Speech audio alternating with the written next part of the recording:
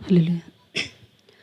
దేవుని యొక్క నామానికి సమస్త ఘనత మహిమ ప్రభలు ప్రవీణేసుక్రీస్తు నామానికి మాత్రమే కలుగునుగాక. చెప్దాం హల్లెలూయా.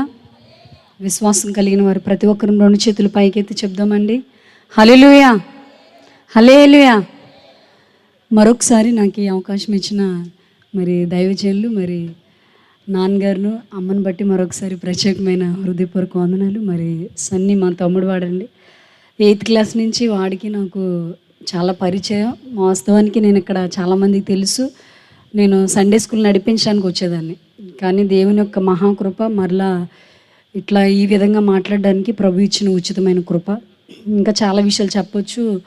తర్వాత ఈ సేవలో పరిచర్య చేస్తున్న అన్నోళ్ళు అందరిని బట్టి మరొకసారి వాళ్ళందరి పేర్లు ఎత్తపెట్టి చెప్పొచ్చు, కానీ సమయము చాలా తక్కువగా ఉంది కాబట్టి మరొకసారి నాకు ముందుగా చక్కటి వాక్యాన్ని మరి పాపము నిమిత్తము ఏ విధంగా మనం పశ్చాత్తాపడితే దేవునికి దగ్గరగా ఉంటామో అటువంటి చక్కటి మాటలు తెలియచెప్పిన మరి మరొకసారి దైవజనులు ఇస్కియా గారికి మరొకసారి ప్రత్యేకమైన హృదయపూర్వక వందనాలు.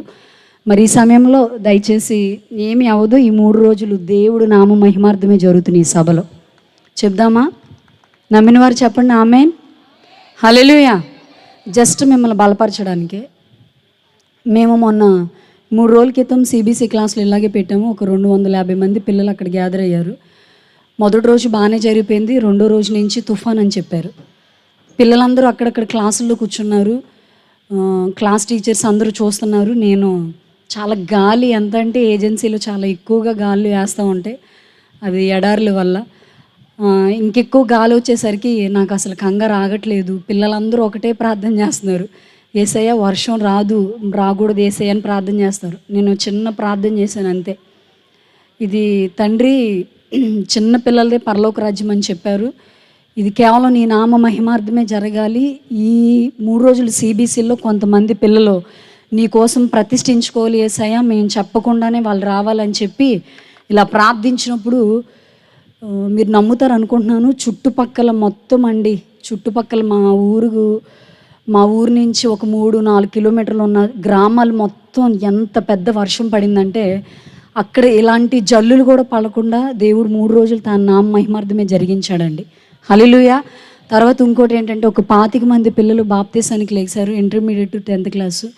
ఇంకొక 15 మంది పిల్లలు మేము మిషనరీ సేవ చేస్తామని, ఇంకొక 15 మంది పిల్లలు, ఇంకొక 10 మంది పిల్లలు మేము సేవ చేస్తామని, ఇంకొక 15 మంది పిల్లలు మేము పరిచారకులుగా ఉంటామని. చిన్న పిల్లలండి వాళ్ళు. మిషనరీ యొక్క భక్తుల జీవిత చరిత్రలో ఆ 3 రోజులు విన్నప్పుడు చిన్న వయసు వాళ్ళు తీసుకున్న నిర్ణయాలు నేను చూసినప్పుడు చాలా సంతోషించాను. సన్నీ కూడా నిజంగా వాడు అదే తీర్మానంలో ఉన్నాడని నేను నమ్ముతున్నాను. ఎందుకంటే సునీల్ అయ్యగారితో వాడు చాలా ఎక్కువగా ఉండేవాడు. అదంతా విషయాన్ని పక్కన పెడితే నిజంగా నాకు ఈ దేవుడిచ్చిన మహాకృపే నేను మిమ్మల్ని అందరినీ కలుసుకోవడానికి, ఇట్లా మీతో మాట్లాడడానికి. ఎందుకంటే ఇప్పుడు ఇది లైవ్ సరే, కొన్ని విషయాలు నేను చెప్పలేను. అమ్మతో నాకు ఉన్న సంబంధాలు చాలా. కొన్నిసార్లు అమ్మని నన్ను చాలామంది మా ఇద్దరు వ్యక్తిగత జీవితంలోకి చాలామంది వచ్చి విడగొట్టాలని చూసినా కూడా దేవుడు ఎందుకో తెలియలేదు ఆ గొప్ప కృపని ఇంకా ఇట్లా ఉంచి నా మీటింగ్స్ జరుగుతున్నప్పుడు కూడా అమ్మ అక్కడికి రావటం, నేను ఇక్కడ ఏమన్నా కార్యక్రమాలు ఒకవేళ జస్ట్ అలా టచ్ చేస్తూ వెళ్ళిపోతూ ఉండేదాన్ని అంతేనండి. కానీ ఇక్కడికి రావడం నిజంగా దేవుడు ఇచ్చిన మహాకృప. ఏదేమైనప్పటికీ మిమ్మల్ని అందరినీ నిశ్చయంగా దేవుడు దీవించి ఆశీర్వదించును గాక. ఆమెన్ చెప్పాలి, ఆమెన్. ఈ 3 రోజులు కూడా దయచేసి ఈ రోజు వచ్చిన వారు కూడా రేపు ఆల్రెడీ ఇందాక అయ్యగారు అన్నట్టుగా మొదటి రోజు కదండి ఇట్లాగే ఉంటారు, సెకండ్ రోజు తర్వాత థర్డ్ 3వ రోజు కూడా చాలా ఎక్కువ మంది వస్తారని.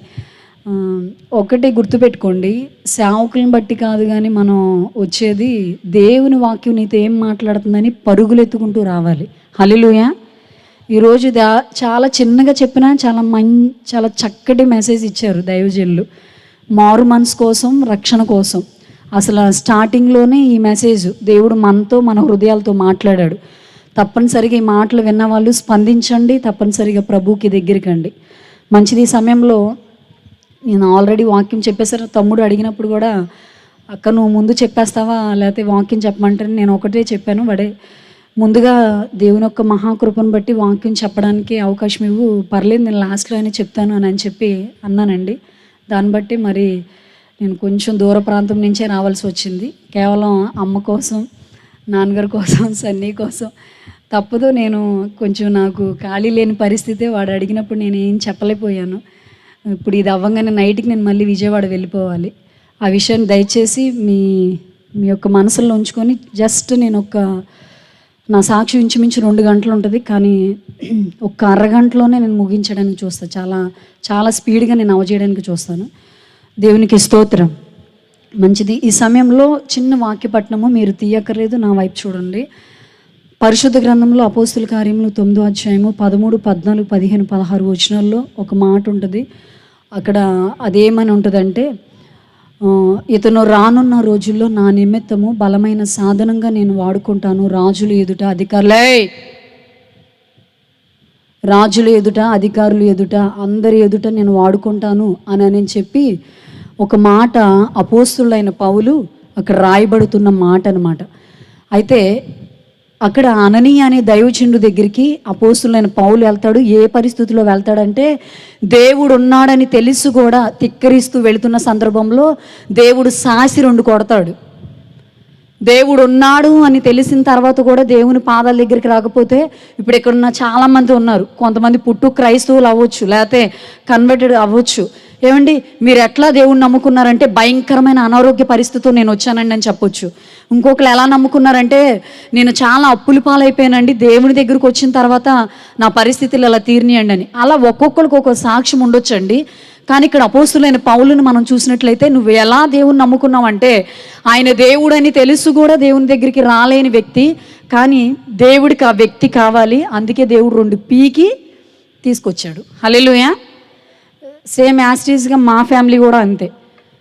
దేవుడికి చాలా పూర్తి వ్యతిరేకమైన కుటుంబాలు మా కుటుంబాలు, కానీ దేవుడు ఎట్లా మమ్మల్ని తీసుకురావాలో తన కృపచేత మమ్మల్ని పట్టుకున్నారు. అయితే అపోస్తులైన పౌలు జీవితాన్ని మనం గమనించుకున్నట్లయితే, అననీయ అక్కడ మాట్లాడిన తర్వాత, అననీయ తండ్రి వాడు అసలే హింసకుడు, దోషకుడు, హానికరుడు, మనుషులకి చాలా డేంజర్ చేసే వ్యక్తిని అతనికి కళ్ళు ఇమ్మంటావేంటయ్యా, అతన్ని చేర్చుకోమంటావేంటి అని మాట్లాడుతున్నప్పుడు దేవుడు ఒకటే మాట్లాడుతాడు, అననీయ అతను సామాన్యమైన వ్యక్తి కాదు, రానున్న రోజుల్లో ఇతను బహుబలమైన సాధనంగా నేను వాడుకుంటాను అని.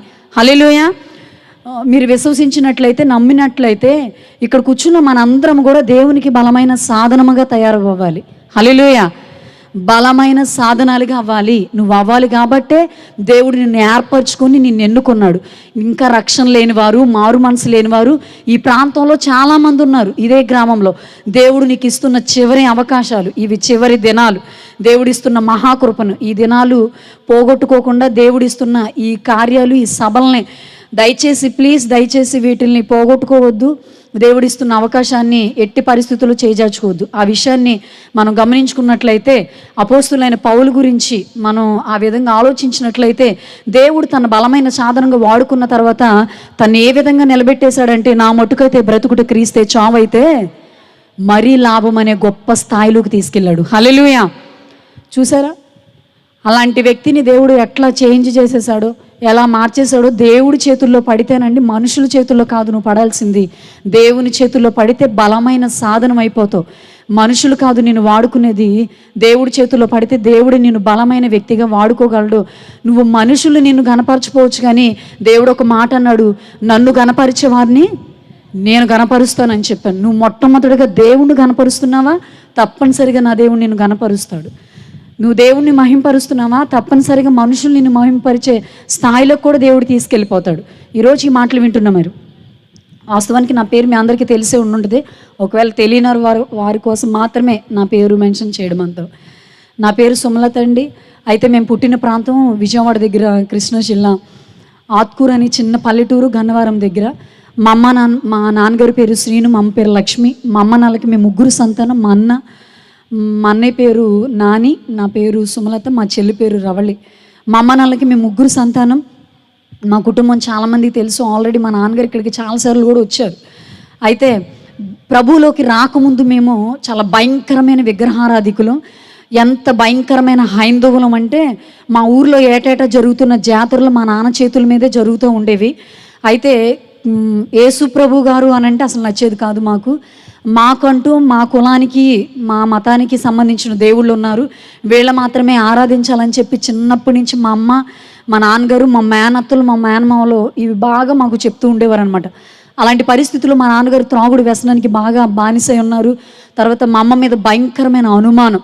ఎంత అనుమానం అంటే 2 విషయాలు చెప్తాను అందులో. మా అమ్మగారిని బాగా కొడుతూ ఉండేవారు. కనీసం విజయవాడ ఆటో నగర్లో మా నాన్నగారు మెకానిక్ వర్క్ చేస్తూ ఉండేవారండి. ఒక్క రూపాయి కూడా సరిగ్గా ఇంటికి ఇచ్చేవారు కాదు, మా అమ్మని సరిగ్గా పట్టించుకునేవారు కాదు. మా అమ్మగారు అసలు ఇంట్లో ఎలా గడిపేవారో మాకే తెలియదు. అసలు మా అమ్మ అంటది, మీరు ఎలా ఎదిగారో అసలు నాకు తెలియదమ్మా, అసలు ఎట్లా చూసానో కూడా నాకు తెలియదు అంటది అవి మేము వింటున్నప్పుడు. అయితే అట్లా మా కుటుంబం చాలా భయంకరమైన ఇబ్బందులతో ఉంది.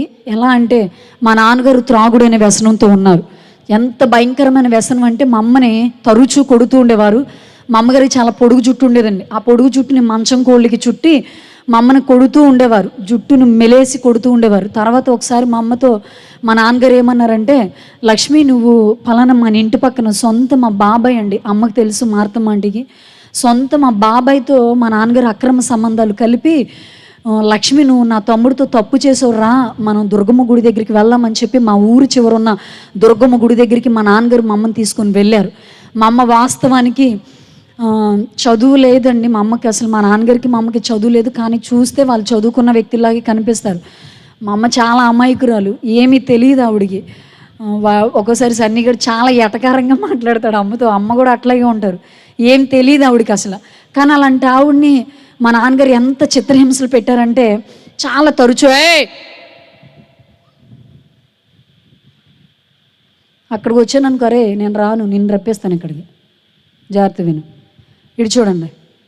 అయితే అలాంటి పరిస్థితుల్లో మా నాన్నగారు ఇట్లాగా తరచూ కొడుతుండగా ఒకసారి టెంపుల్కి తీసుకెళ్ళి మా అమ్మని గుడి దగ్గరికి తీసుకెళ్ళి, లక్ష్మి నువ్వు మా తమ్ముడితో తప్పు చేసావు అని చెప్తుంటే, నేను చేయలేదండి అని అంటే, నడువు గుడి దగ్గరికి అని చెప్పి మా అమ్మని తీసుకుని వెళ్ళి కప్పూరం, పెద్ద కప్పూరం అండి, ఇది 2003 2002లో జరిగిన సందర్భాలు ఇవి. అయితే మా అమ్మని ఎంత భయంకరంగా ఆ మందిరం దగ్గరికి తీసుకెళ్ళి, ఆ గుడి దగ్గరికి తీసుకెళ్ళి మా అమ్మని అక్కడ నుంచోబెట్టి కప్పూరం మా అమ్మ చేతులు పెట్టి, లక్ష్మి ఇది వెలిగిస్తున్నాను, ఇది కాలితే నువ్వు తప్పు చేసేసినట్లు, ఇది కాలలేదా నువ్వు తప్పు చేయలేదు అన్నట్టుగా మా అమ్మని మాట్లాడుతూ ఉంటే, ఒకవేళ ఈ పని నేను చేయకపోతే నన్ను చంపేస్తాడేమో, నా పిల్లలు అనాథలైపోతారేమో అని చెప్పి ఆలోచనతో మా అమ్మగారు ఏం చేశారంటే, సర్లేని చెప్పి అన్నిటికి సిద్ధమైపోయి ఆ దేవత దగ్గర కప్పూరం వెలిగించడం స్టార్ట్ చేశారు మా నాన్నగారు. మా అమ్మ వెలిగించుకున్నారు. ఎంతసేపు అది వెలుగుతుంటే ఈలోపు కరుగుతూ ఉంది. మా నాన్నగారు అది చూసి వెళ్ళిపోయారు, మా అమ్మను వదిలేసి.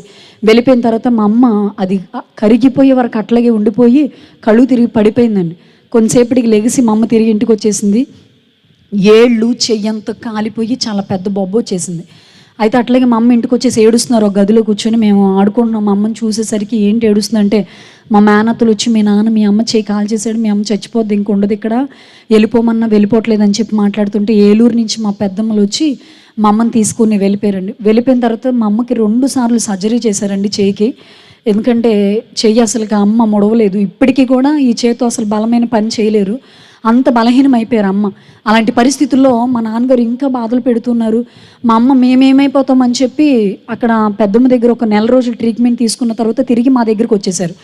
వచ్చేస్తుండగా మా నాన్నగారు పెడుతున్న బాధలు మరీ ఇంక ఎక్కువైపోయినాయి.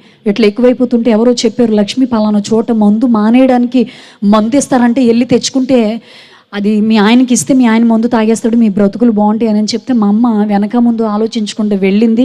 వెళ్ళిన తర్వాత ఆ మందు తీసుకుంది. అతను చెప్పాడు, అమ్మ ఈ మందు తీసుకున్న తర్వాత కూడా మీరు మరలా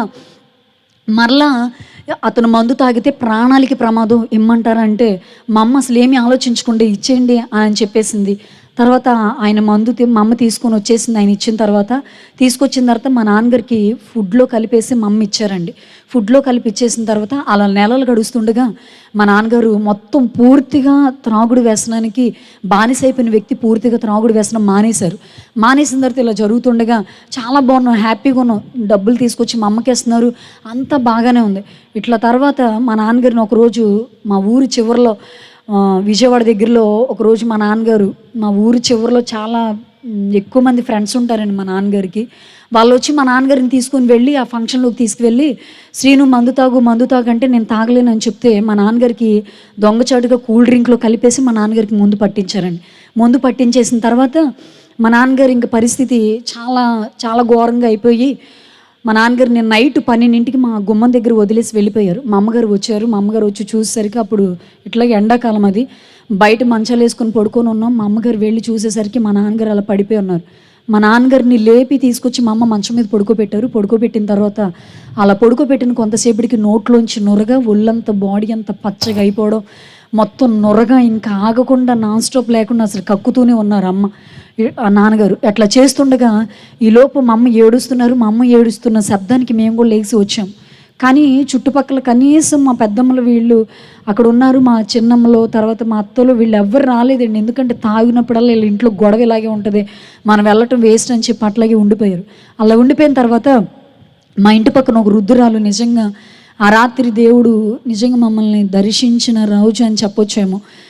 ఆ రుద్రాలు మేము ఏడుస్తున్న ఏడుపుని చూసి ఏంటి లక్ష్మి అని వచ్చి అమ్మమ్మ అడిగేసరికి, పిన్ని ఇట్లాగ ఇలా అయింది పిన్ని అని చెప్పి మా అమ్మ మొత్తం చెప్పేసరికి, లక్ష్మి మీరు ఏమనుకోకపోతే చిన్న ప్రార్థన చేస్తాం చేయమంటారంటే, వద్దు పిన్ని మీకు తెలుసు కదా ఈయన ప్రార్థనలు అంటే ఒప్పుకోరు, వద్దు పిన్ని అని అంటే, కాదు లక్ష్మి సీను పరిస్థితి చాలా ఘోరంగా ఉంది, యేసయ్య గొప్ప దేవుడు, తప్పకుండా నీ భర్తను స్వస్థపరుస్తాడు అని చెప్పి ఆ రుద్రాలు మాట్లాడుతుంటే, సరే పిన్ని చేయండి అంటే ఆ రుద్రాలు వెళ్ళి మళ్ళీ బైబిల్ చిన్న ప్రేయర్ ఆయిల్ తీసుకొని వచ్చారండి. వచ్చిన తర్వాత అక్కడ కూర్చుంది, మేము కూడా అట్లా ఉన్నాము. అమ్మమ్మ మా నాన్నగారి మీద సిలువేసి బైబిల్ పక్కన పెట్టి ప్రార్థన చేయడం స్టార్ట్ చేసిందండి. నిజంగా ఇలాంటి ప్రార్థన పరులు ఈ రోజుల్లో చూద్దామన్నా చాలా తక్కువ మంది ఉన్నారేమో అనుకోవచ్చు. ఆ రుద్రాలు ఇంచుమించు అరగంట సేపు మా నాన్నగారి గురించి మోకాళ్ళేసి ప్రార్థన చేసిన తర్వాత దేవుని యొక్క మహాకృపండి, దేవుడు ఎంత సహాయం మా నాన్నగారికి చేశాడంటే, ఆ రోజు మేము ఊహించలేని రాత్రి మా జీవితంలో మేము ఎప్పుడూ మర్చిపోలేని రాత్రి అది. దేవుడు నేరుగా మమ్మల్ని దర్శించిన రాత్రి మేము ప్రార్థన చేయడం ప్రారంభించాం. ఆవిడ కూడా మమ్మల్ని అంటుంది, అరే ఏసయ్య ఏసయ్య అని అడగండి, దేవుడు తప్పనిసరిగా మీ నాన్న స్వస్థపడతాడంటే. ఆ రుద్రాలు అరగంట సేపు ప్రార్థన చేసిన అనంతరం మా నాన్నగారు నోట్లోంచి నురగాగిపోయి మా నాన్నగారు కళ్ళు తెరిచి మా వైపు చూడసాగారండి. దేవునికి స్తోత్రం. దేవుడు ఇట్లా మా జీవితంలో గొప్ప కార్యం చేసిన తర్వాత మా నాన్నగారు పూర్తిగా ఇంకా ఆ త్రాగుడు వ్యసనంకి వెళ్లకుండా ఉండిపోయారు. ఆ మరుసటి రోజు మా నాన్నగారు మొత్తం మా అమ్మని అడిగితే, మా అమ్మ అంతా ఇలా చెప్పిన తర్వాత, లక్ష్మి మన ఇంట్లో విగ్రహారాధన సంబంధించిన ఫొటోస్ అన్నీ తీసేయండి, మనం గుడికి వెళ్ళిపోదాం, మనం చర్చికి వెళ్దాం అని చెప్పి మాట్లాడుతున్నారు మా నాన్నగారు. సర్లే అని చెప్పి మా అమ్మ ఇంకా బయలుదేరింది మా నాన్నగారితో పాటు. చర్చికి వెళ్తుంటే మా వీధిలో అందరూ అడుగుతున్నారు, ఎక్కడికి శ్రీను అని అంటే, బాబాయ్ నేను చర్చికి వెళ్తున్నాను. అదేంట్రా నువ్వు చర్చికి వెళ్తే మా ఊరిలో ఏటేటా జరుగుతున్న జాతరలకి బలులు ఎవరు అడిపేస్తారు. మా నాన్నగారు మా ఊరిలో మేకల్ని బలించేవారండి. 9 మేకల్ని 7 మేకల్ని మా నాన్నగారు చేతుల మీదే ఆ ఊరంతా తిప్పిన తర్వాత మా నాన్నగారు చేతుల మీద జరిగేదండి ఆ కార్యక్రమం. అలాంటి పరిస్థితుల్లో నువ్వు లేకపోతే ఎవరు చేస్తారని మాట్లాడుతుంటే, ఏమో బాబాయ్ నాకు తెలీదు, జీవం కలిగిన యేసయ్య నాకు దొరికాడు, నాకు ఆ దేవుడు కావాలి బాబాయ్, రాత్రంతా నేను పడుతున్న బాధ నన్ను ఎవరో పట్టించుకోలేదు, కానీ యేసయ్య నేను పిలవకుండానే నన్ను వచ్చి స్వస్థపరిచాడు, ఆ దేవుడు నాకు కావాలని చెప్పి మా నాన్నగారు ఆ సమాధానం చెప్పారు. ఆ రోజు ఆదివారం చర్చికి వెళ్ళారండి. వెళ్ళిన తర్వాత అక్కడికి వెళ్ళంగానే మా నాన్నగారికి దేవుడు వాక్యం ద్వారా మాట్లాడుతుంటే, అందుకే బైబిల్లో ఒక మాట ఉంది కదా, వినుట వలన విశ్వాసము కలుగునని దేవుడు వాటిని సెలవిస్తుంది. కాబట్టి మా నాన్నగారు విన్న తర్వాత ఇంకెక్కువగా విశ్వాసంలోకి వచ్చిన తర్వాత దేవుని యొక్క మహాకృప, దేవుడు మా నాన్నగారిని దర్శించిన తర్వాత అట్లా చూస్తుండగా 2005, 2006 ఇట్లా మా నాన్నగారు మందిరానికి వెళుతున్నారు. అయితే అనుకోకుండా 2007లో మా అమ్మ మా నాన్నగారు బాప్తీసం తీసుకున్నారండి.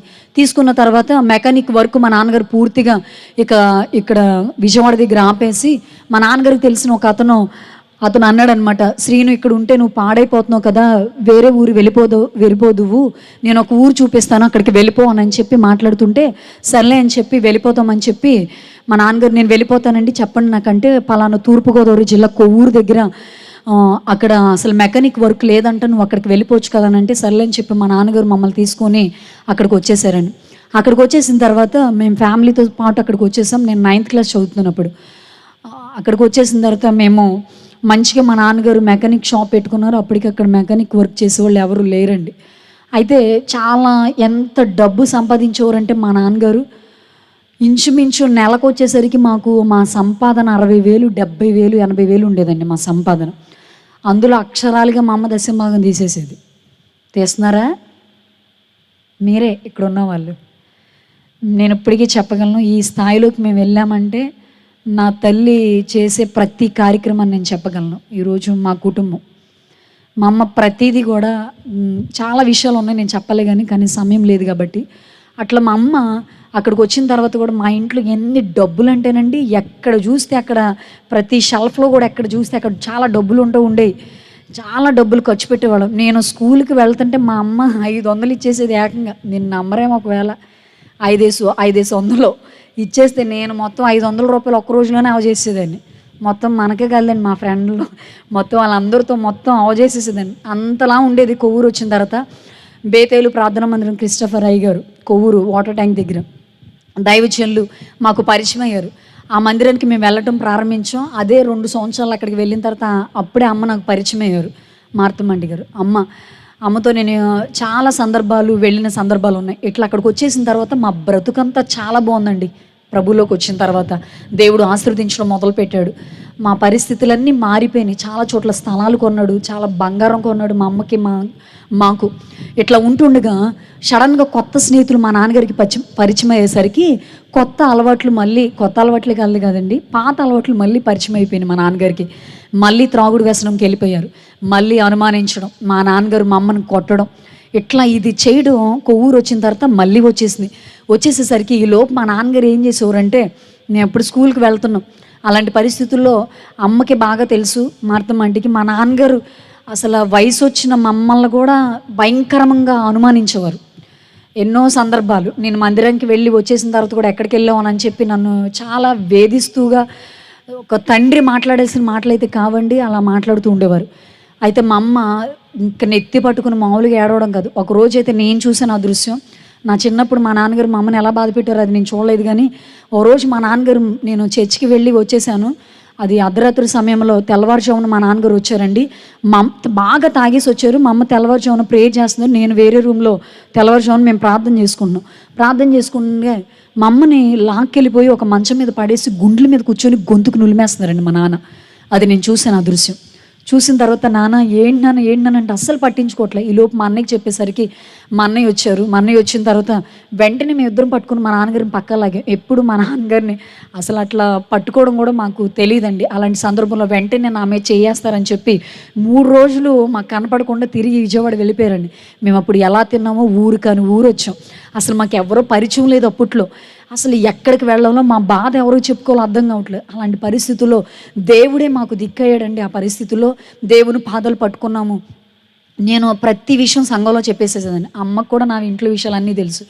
మొత్తం ప్రతిదీ ఉన్నట్టు చెప్పేసేదాన్ని. నేను అంతా ఒక్కడ కూడా నేను అసలు దాచుకునేదాన్ని కాదు. నా పరిస్థితి ఇట్లా ఉంది ఇలా ఉందని చెప్పేదాన్ని. కానీ నా కోసం చాలా ప్రార్థించారు చాలామంది. అట్లా ఉంటుండగా మా నాన్నగారు తిరిగి మళ్ళీ వచ్చేసిన తర్వాత ఇంకా పరిస్థితులు అట్లాగే ఉన్నాయి. అయితే నేను మందిరానికి వెళ్ళే సందర్భంలో ఇంకా నా 10th క్లాస్ అయిపోయింది.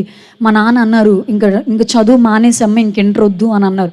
ఏ నాన్న అంటే నీకు పెళ్లి చేసేయాలన్నారు.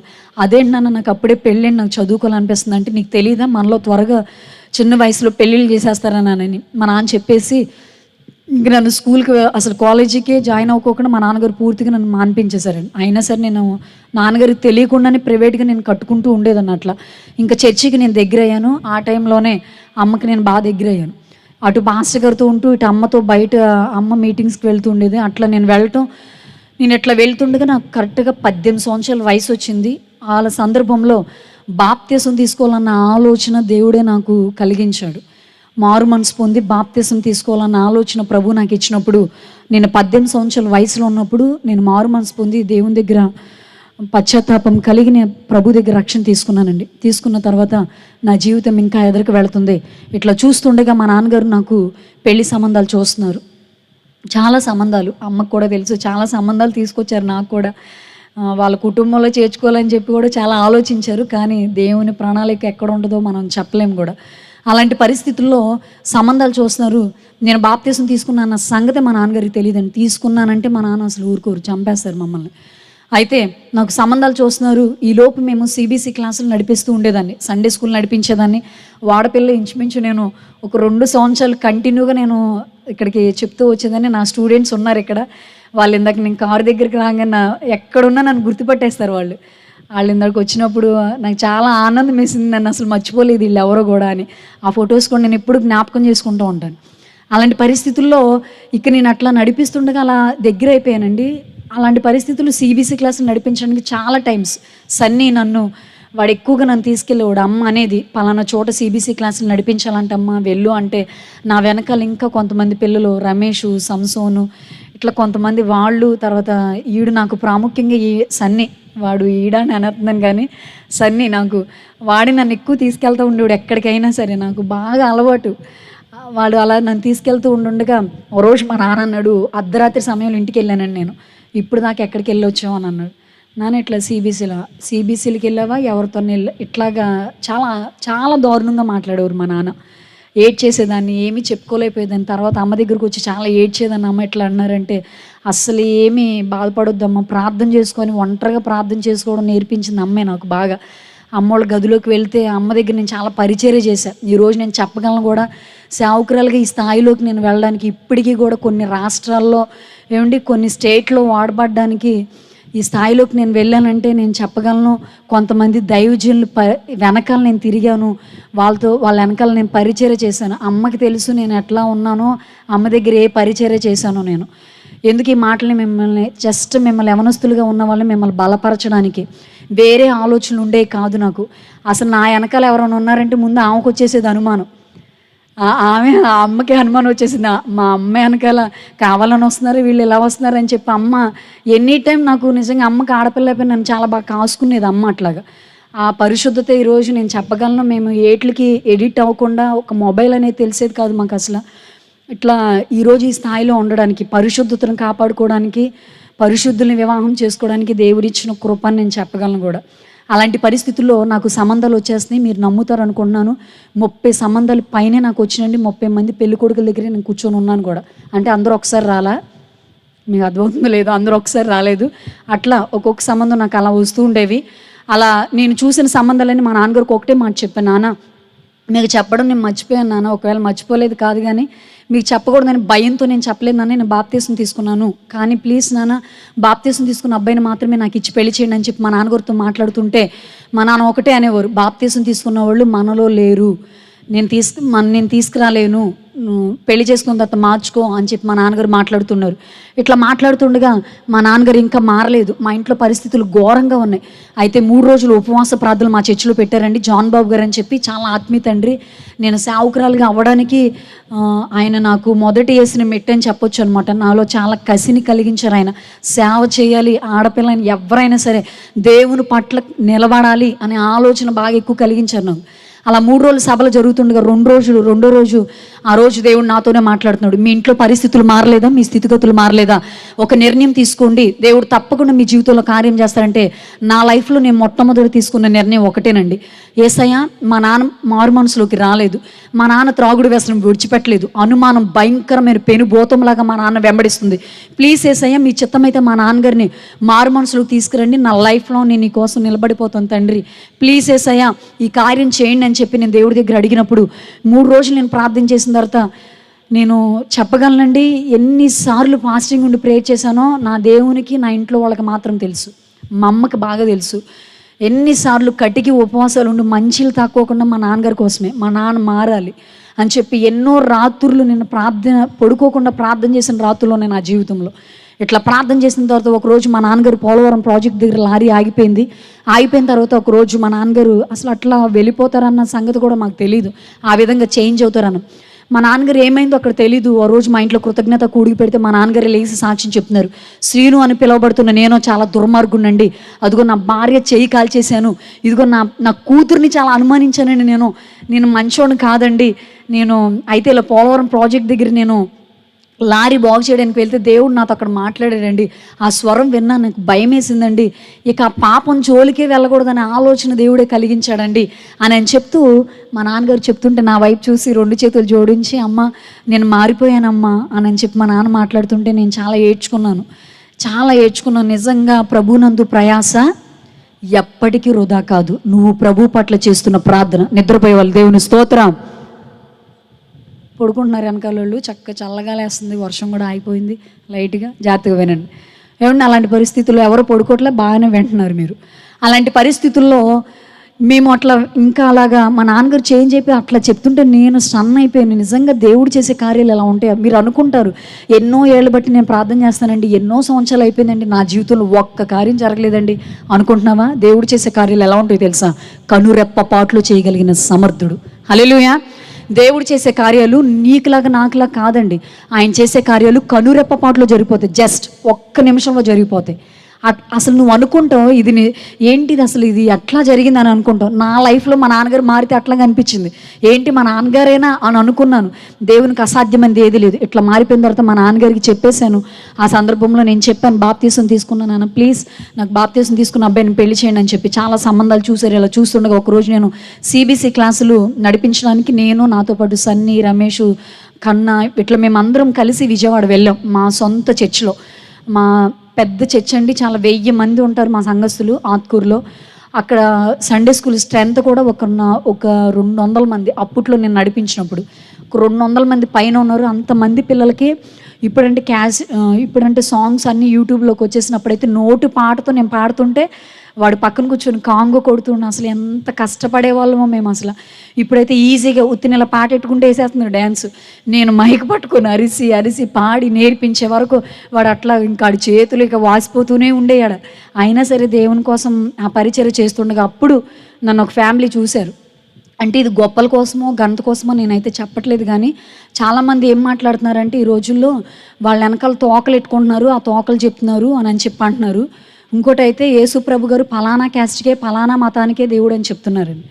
అయితే నేను మా ఊర్లో మాకు బాగా తెలిసిన ఫ్యామిలీ అది, వల్లభనేని సునీల్ గారు అని చెప్పి వాళ్ళు నన్ను చూశారండి. మాకు చిన్నప్పటి నుంచి మాకు తెలుసు వాళ్ళు. అయితే నన్ను చూసి ఈ పిల్ల అరే వీళ్ళ అమ్మాయా అని చెప్పి మాట్లాడుకుని ఈ అమ్మాయి అయితే మా అబ్బాయికి బాగుంటుందని చెప్పి చూసుకున్నారు. ఫోటో వచ్చిందండి, ఫోటో పంపించారు. వెంటనే మా నాన్నగారు ఫోటో చూసి అబ్బాయి నల్లగా ఉన్నాడు నేను చేయను అని అంటున్నారు. మీ అక్కలందరూ మంచిగా ఉంటారు, మీ బావలందరూ ఈ అబ్బాయి నల్లగా ఉన్నాడు నేను చేయను అంటున్నాడు. మా నాన్నగారు అన్నీ చూస్తూ ఉండేవారండి. మొత్తం ఇల్లు కావాలి, స్టేటస్ మొత్తం అన్నీ ఉండాలనేవారు మా నాన్నగారు. ఇట్లా కోరుకున్నాను. నేను చెప్పేదాన్ని, నాన్న అన్నీ కావాలంటే కుదరదు నాన్న, కొన్ని కావాలంటే కొన్ని వదిలేసుకోవాలి నాన్న ప్లీజ్ అని చెప్పి మా నాన్నగారితో చెప్తుండగా ఇట్లా ఉంటుండగా ఇంకా సడన్గా అది రావటం, ఆ ఫోటో చూశారు. మా నాన్నగారు చూసిన తర్వాత నేను అడిగాను, నాన్న ఏంటి నాన్న ఏం చేస్తారని అంటే మా నాన్నగారు చెప్తున్నారు, పాస్టర్ గారు అంటామని. దానికి ముందు నేనేం చేశానంటే ఇట్లాగే నేను ఇంకా ప్రార్థనలో ఉన్నాను. తండ్రి మీ చిత్తమైతే మీకు ఇష్టమైతే ఈ కార్యాలు జరిగించండి అని చెప్పి అడుగుతున్నాను. నాకు లాస్ట్ సంబంధం కోరుకోవడం నుంచి వచ్చిందండి. అబ్బాయి చాలా మంచి ఉద్యోగము, చాలా హైటు, పర్సనాలిటీ అంతా బాగుంది, ఇల్లు ఉంది, కారు ఉంది, అన్నీ ఉన్నాయి. ఆ అబ్బాయి వచ్చి నన్ను చూడడానికి వచ్చాడు. వెంటనే మా అమ్మ నన్ను చూసి అబ్బా ఎంత బాగున్నాడో, ఎంత అందంగా ఉన్నాడో, వెంటనే అందం చూసి పడిపోయారు వీళ్ళు. నాకు చేద్దామని ఫిక్స్ అయిపోయారు. గదిలో కూర్చోబెట్టారు, మాట్లాడుతున్నారు. అమ్మ మీ పేరేంటి అన్నీ అడుగుతున్నాడు. నేను అడిగాను. అన్నీ అయిపోయిన తర్వాత మీరు బాప్తీసం తీసుకున్నారంటే వెంటనే నాతో చెప్పిన విషయం, బాప్తీసం మీద పెద్ద ఇంట్రెస్ట్ లేదండి అన్నాడు. నేను ఒకటే చెప్పాను, బాప్తీసం మీద ఇంట్రెస్ట్ లేతే నాకు మిమ్మల్ని చేసుకోవడం ఇంట్రెస్ట్ లేదండి, ప్లీజ్ ఏమనుకోవద్దు, మా అమ్మ నాన్నకి చెప్పేసేయండి వెళ్ళి అన్నాను. అలా అనగానే అబ్బాయి చాలా కోపం వచ్చింది. మా మేనమామ తీసుకొచ్చాడు ఆ సంబంధం. తీసుకొచ్చేసరికి కొడతాడండి మా మేనమామ అసలు. అట్లా వెంటనే చెప్పగానే కిటికీలోని చూసేసి దీనికి ఉందలే అన్నట్టుగా ఇంకా నేను వాళ్ళు వెళ్ళిపోయారు. మీ అమ్మాయి చేసుకోదంటండి, నేను నచ్చలేదంటండి అని అనేసరికి వెంటనే మా మేనమామ వచ్చేసి కొట్టడానికి వచ్చారు. ఏవే ఇన్ని సంబంధాలు ఎందుకు అట్లా పోగొట్టేసుకున్నావు, నీ వెనకాల ఆడపిల్ల ఉంది, దానికోసం కూడా ఆలోచించట్లా బావ, నాకు డౌట్ కొడుతుంది, ఇది ఎవరినో ప్రేమించి ఉంటుంది బావా, అందుకే ఇన్ని సంబంధాలు పోగొట్టేస్తుంది అని చెప్పి మాట్లాడుతుంటే ఎన్నో మాట్లాడి అనేసి మా మావయ్య మా చుట్టాలందరూ వెళ్ళిపోయారు. వెళ్ళిపోయిన తర్వాత మా నాన్న బాధపడుతూ అట్లా పక్కన ఉన్నారు. మా అమ్మ ఏడుస్తున్నారు. ఎందుకమ్మా పెళ్ళైన తర్వాత మార్చుకోవచ్చు కదంటే అమ్మతో ఒకటో చెప్పా, నా లైఫ్ లాంగ్ అతను మార్చుకోవడం సరిపోద్దేమోనమ్మా, అదే మేము మార్చబడిన వ్యక్తిని పెళ్లి చేసుకుంటే మేమిద్దరం కలిసి అనేక మందిని మేము రక్షించుకోవచ్చు కదమ్మా ప్లీజ్ అని చెప్పి అంటుంటే అప్పుడు మా అమ్మ అందే, వాళ్ళు మారాలి వీళ్ళు మారాలని చెప్పి ప్రార్థన చేస్తూ ఉంటావు కదమ్మా, నీ పెళ్లి కోసం ప్రే చేసుకోవచ్చు కానీ అందే. నేను అన్నాను సరే ఏ తల్లిదండ్రులనే, ఇక్కడ మీకు కూడా చెప్తున్నాను, ఇక్కడ తల్లిదండ్రులు ఉన్న వాళ్ళు ఒకసారి మీ చేతులు ఎత్తి చూపుతారా? తల్లిదండ్రులు ఉన్నవాళ్ళు ఏం తల్లిదండ్రులు లేరు ఇక్కడ ఎవరు? అందరూ యూతేనా? మంచిదండి, తెంచండి. సరే ఇటు చూడండి.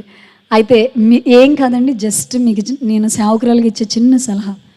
మా అమ్మ నాన్నకి నేను ఒకటే మాట చెప్పాను, అమ్మ తల్లిదండ్రులు చేసిన ప్రార్థనే పిల్లల యొక్క భవిష్యత్తులు.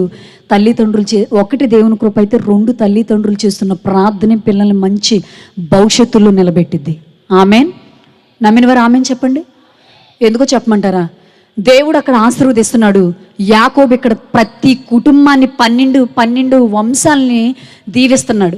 నిజంగా తండ్రి దీవించినట్లుగా దేవుడు ఆశీర్వదించినట్లుగా వాళ్ళందరూ 12 గోత్రికులు వాళ్ళందరూ ఆశీర్వదింపబడ్డారా లేరా?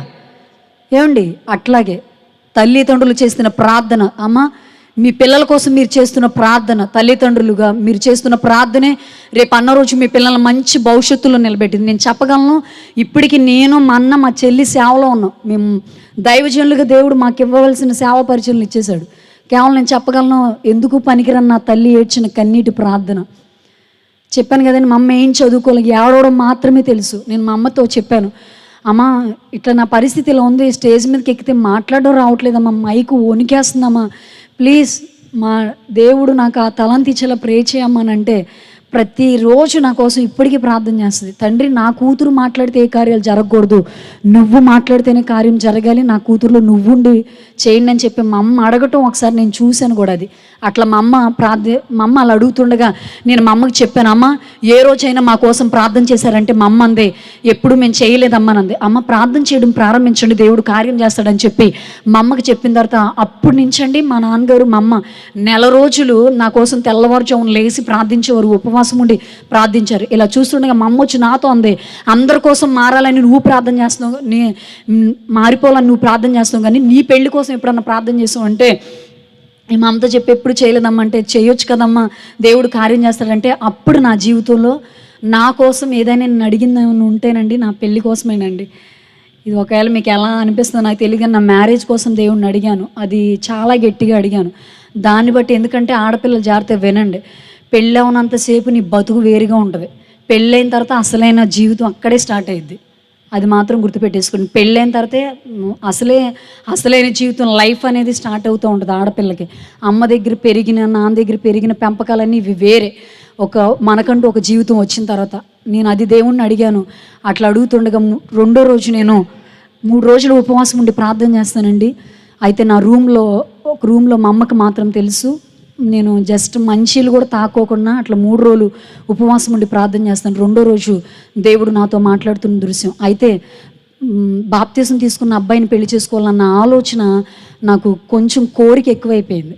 ఆ కోరిక ఎక్కువైపోయిందంటే ఇంకోటి ఏదో అనుకోకండి, ఆ కోరిక కాస్త ఏంటంటే సేవకుడైతే బాగుంటుంది కదా, సేవకుడైతే నేను సేవ చేయొచ్చు కదా అని చెప్పి నేను ఇట్లా అనుకున్నాను. ఇలా అనుకున్న సందర్భంలో దేవుడిని అడుగుతున్నాను, ప్లీజ్ యేసయ్య మీకు ఇష్టమైతే ఒక దైవజనుడిని నా కోసం పంపించండి అని అనుకున్నాను. ఇక నేను ఒక నిర్ణయం తీసేసుకున్నానండి. ఇక నాకు ఇక వచ్చే లాస్ట్ సంబంధం ఇది పెళ్ళి అవ్వకపోతే చిలకలూరుపేట శాలేం అమ్మకు కూడా చెప్పాను, బస్ స్టాండింగ్లో మీ ఇద్దరు మీటింగ్ వెళ్ళేటప్పుడు అమ్మకి చెప్పాను, అమ్మకి ఇదే లాస్ట్ సంబంధం, చిలకలూరుపేట వెళ్ళిపోతానమ్మా, ఇక నేను పెళ్లి చేసుకోకుండా అక్కడే ఉంటానమ్మా, నాకు మ్యారేజ్ మీద ఇంట్రెస్ట్ లేదమ్మా, నేను సేవ చేస్తానమ్మా, దేవుని సేవ చేయాలనిపిస్తుంది అని చెప్పి అమ్మతో చెప్పానప్పుడు అమ్మ ప్రార్థన చేసేది అలా అనకమ్మా అని చెప్పి అంటూ ఉండేది. అయితే చివరిగా నేను అట్లా ప్రార్థన చేసిన తర్వాత రెండో రోజు దేవుడు నాకు, యవనస్తులారా మీరు దర్శనాలు కళలు నమ్ముతారో లేదు కానీ నేను అసలు అట్లా పూర్తి వ్యతిరేకం, నేను అసలు నమ్మను అట్లని. అలాంటి పరిస్థితుల్లో దేవుడు నా జీవితంలో చేసిన కార్యం, రెండో రోజు నేను మధ్యాహ్నం 3 గంటలకి నేను ప్రార్థిస్తున్నాను. నా బైబిల్ ఇలా పట్టుకుని నేను ప్రార్థిస్తున్నాను, ఇట్లా నాకు అలవాటు.